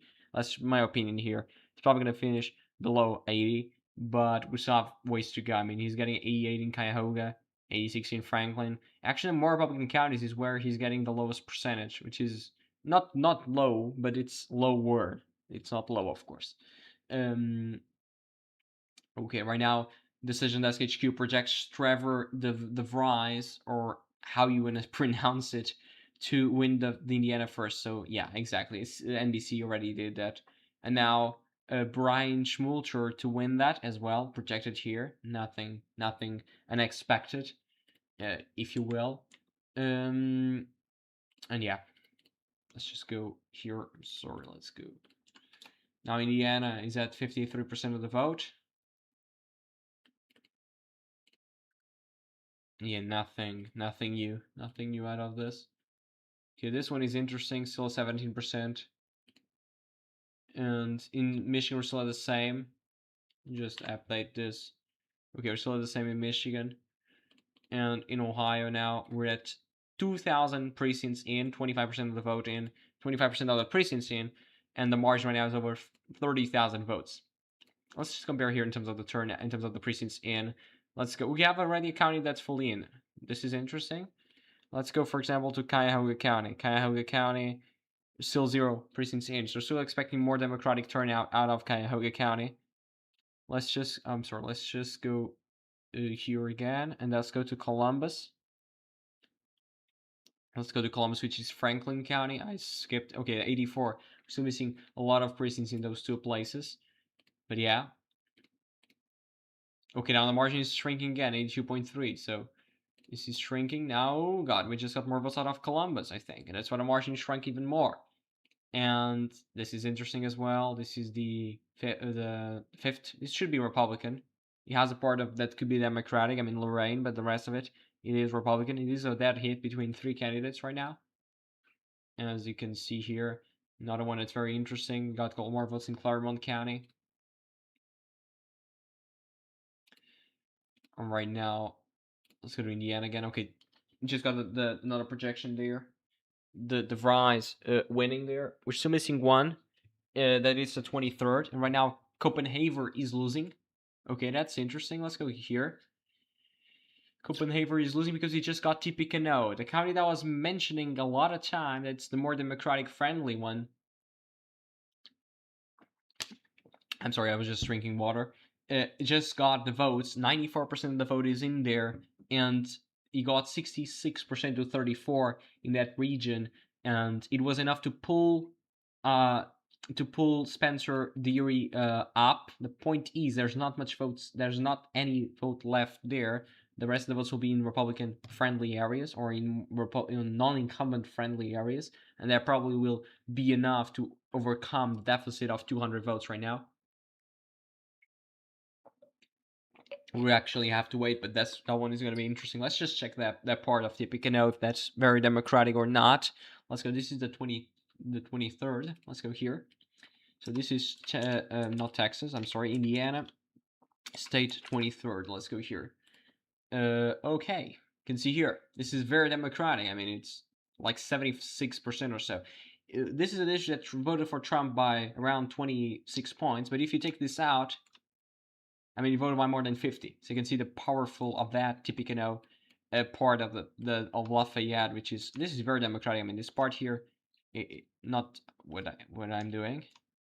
Here you can see it's democratic. It's democratic. It's quite democratic. I mean, if you take all of those areas, if you only pull the precincts that are more democratic, I mean, you get a very big portion that it's democratic.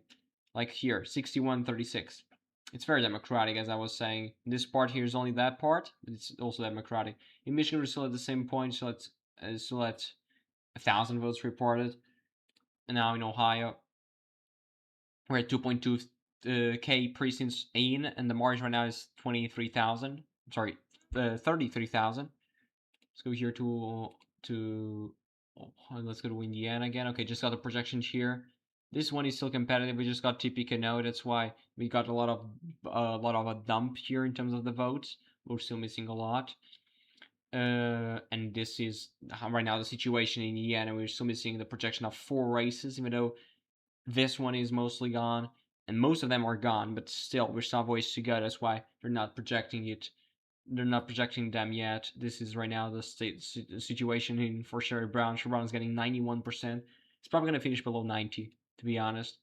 And as well, Vivek Ramaswamy is probably going to finish below 80. I'm not so sure about it. But now the margin is almost 8 points here. So let's go here to the Supreme Court, because this is interesting. Look at that. Look at that. It's certainly interesting for the Supreme Court. Let's go here again to Indiana. This is still stuck at 53%, now at 55%, as you can see.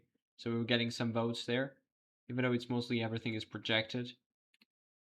Where was I? So now 81% in that. I mean, guys, there's not much I can say. We're almost finishing. We're almost here for our 3 hours and 30 minutes or so, and it's mostly in. We're doing great. I think we just got votes out of. I don't know where we. Okay, we got votes out of Warren County. That's why the margin shrunk. That is expected, but the percentage is going down as well. We're still missing 11,000 votes there.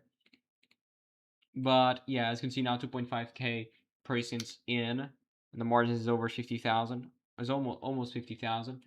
That's interesting, but that's great. I mean, guys, so happy to won 3 subscribers today. Even though it could have been better, it should have been better, but it's not. That's the way it is. I mean, we cannot do anything about it. And the live stream is almost ending. It's not gonna end right now. It's still gonna wait a bit. But yeah, I mean, it's gonna be fun. Because next week we're gonna have a new live stream, starting at this more the same hour. And yeah, yeah, I think that's it. I'm not gonna end it right now because I'm still waiting for the more votes in Michigan. That's the only part I'm still waiting. But the rest of them, I mean, Indiana, this is still very competitive. Mostly, I don't think it's gonna be that competitive in that regard. And most of the Indiana is already in. We have 55% of the vote in. Ohio, I don't know how many percentage is in, but it's like 40%, 43% exactly.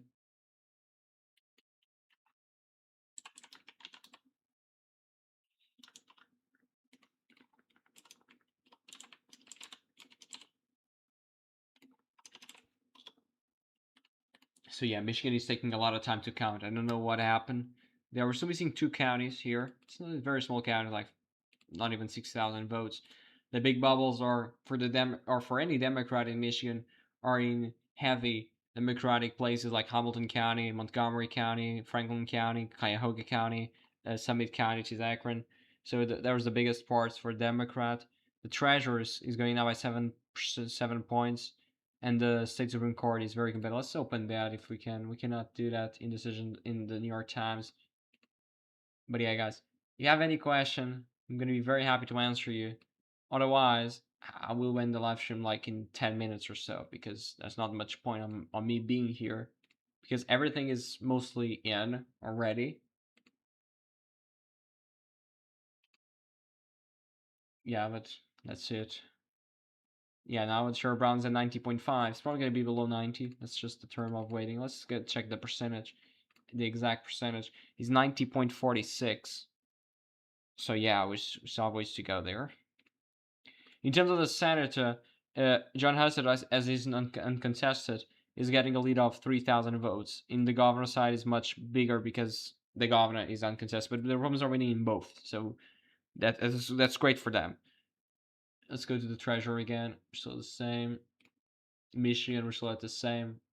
Still at 1% in. And let's go here again. Now we're at 2.6. The margin now 47,000. But I still think we're still waiting for votes in Cuyahoga exactly. In Franklin, we're still at the same point.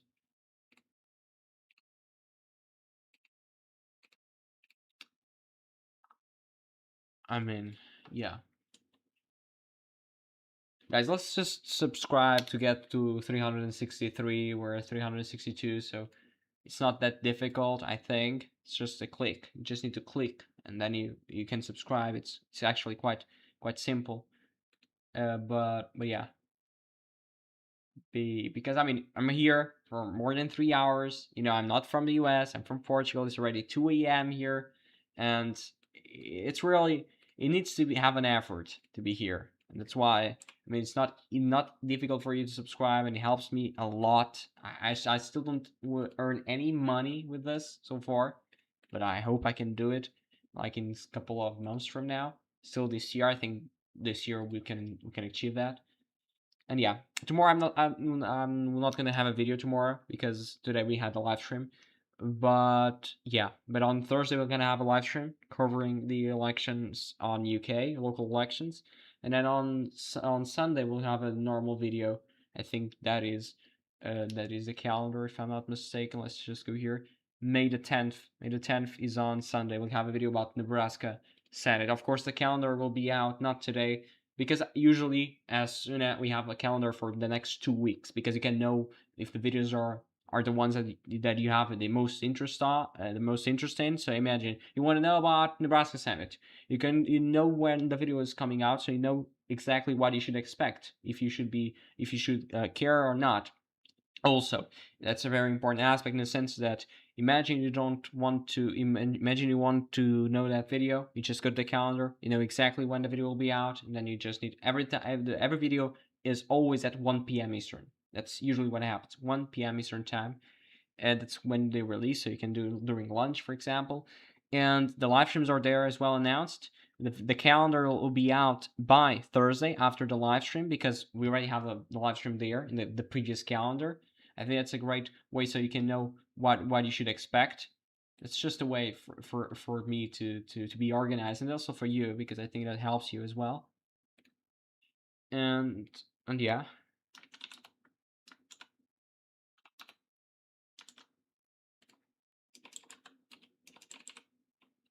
And yeah, guys, I don't know what do you think, but I think I'm gonna end the live stream in about 10 minutes, or right now, I don't know.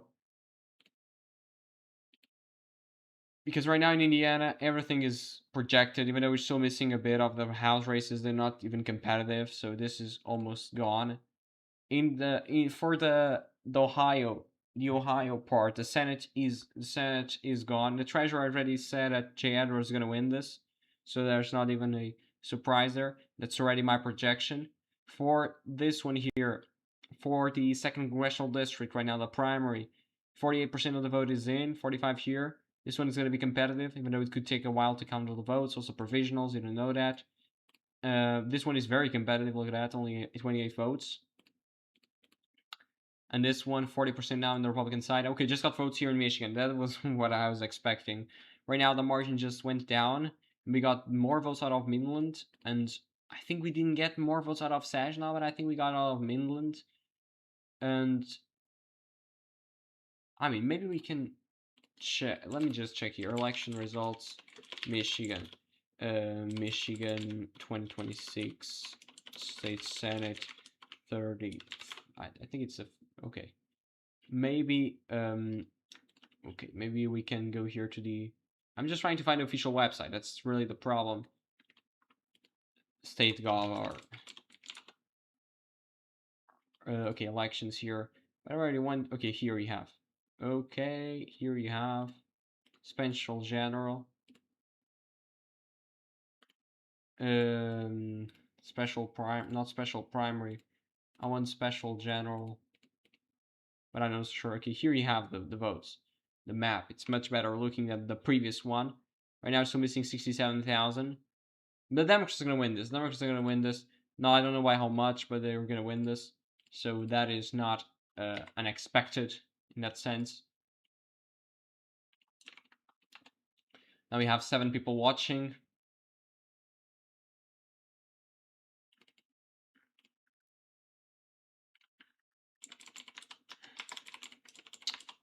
Guys, I mean, I don't know, guys. Okay, we have some here interesting stuff. Midland, randomly, we have this post here. I'm just gonna read it because it's about Michigan. Maybe it has some answers that I found here. Midland, randomly, having a single day election day precinct reporting is frying me, but the Dems are apparently doing well there. Here, look at this.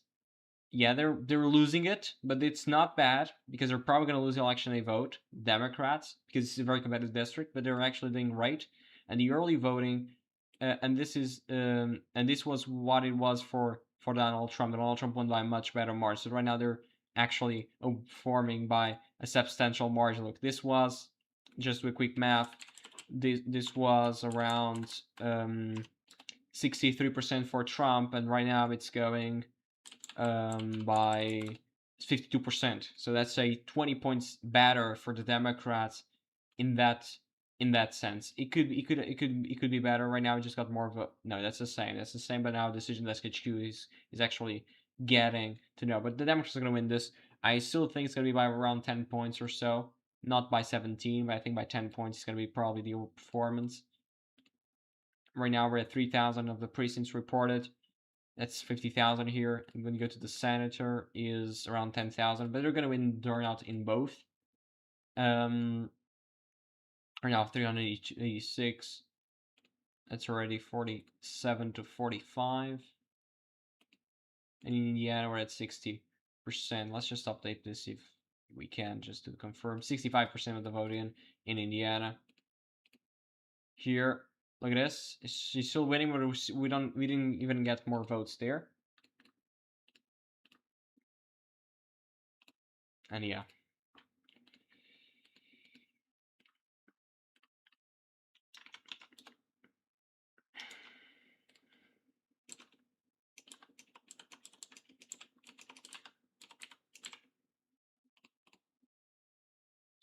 And yeah, guys, I'm just gonna do a quick break of around 5 minutes. I'm gonna be back then to do a quick recap of what happened, and then I'm gonna end the live stream. So yeah, I'm gonna leave this maybe in the here because it has the most, or here. Maybe I'll left it here in the, I don't know. Maybe I'll leave in the Michigan part.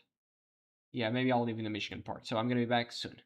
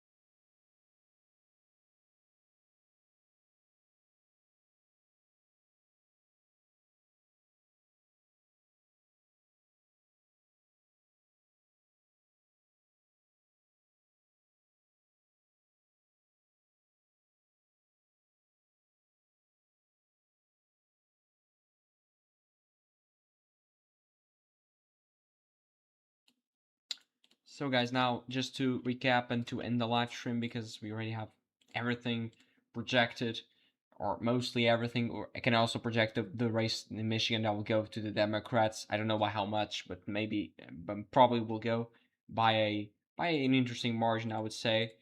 That will be the end of the live stream. So in Ohio, we got, of course, Vivek Ramaswamy is going to won the race. Also, it will be against Amy Acton. This is going to be a very interesting race. I would say a lean Republican, but still very competitive.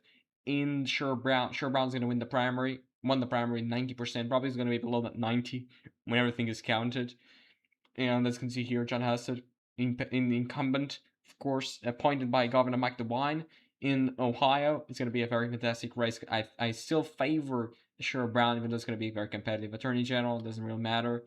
I mean, the House is missing some of the projections. It's going to be very close. So, guys, if you want to check, I will send the link to the chat so you can actually check the results for yourself, because this will probably take a while to count everything.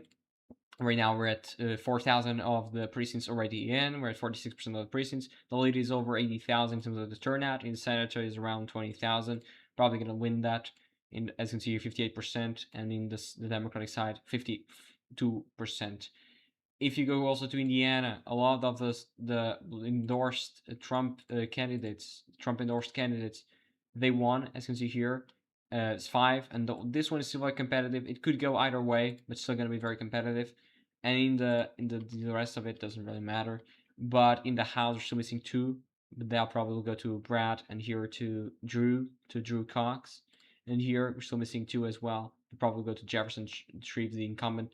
I mean, this is very interesting. How can an incumbent only getting 53% of the vote, and then that's it, guys. I think this was the video. I hope you liked the live stream. I'm sorry. I hope you liked the live stream, but we're gonna end right now. This was a fantastic night. We won 3 subscribers. I think we could have done better. So right now we have 9 people watching. Guys, if you're there, just to end the live stream, I want to say thank you to you personally. If you subscribe to the channel right now, if you subscribe right now, I'm gonna say to you, thank you personally. That'll be fantastic. Now we have 71% of the vote in Indiana, as you can see here. So let's just update that. 71% of the precincts already reported. So yeah, I think that's it, guys. Thank you so much. I'm gonna be back on next Tuesday with more videos. I'm just gonna be back not on next Tuesday, on next Thursday. So in 2 days from now, I'm gonna be back here talking about the UK's local elections. Thank you so much, and see ya.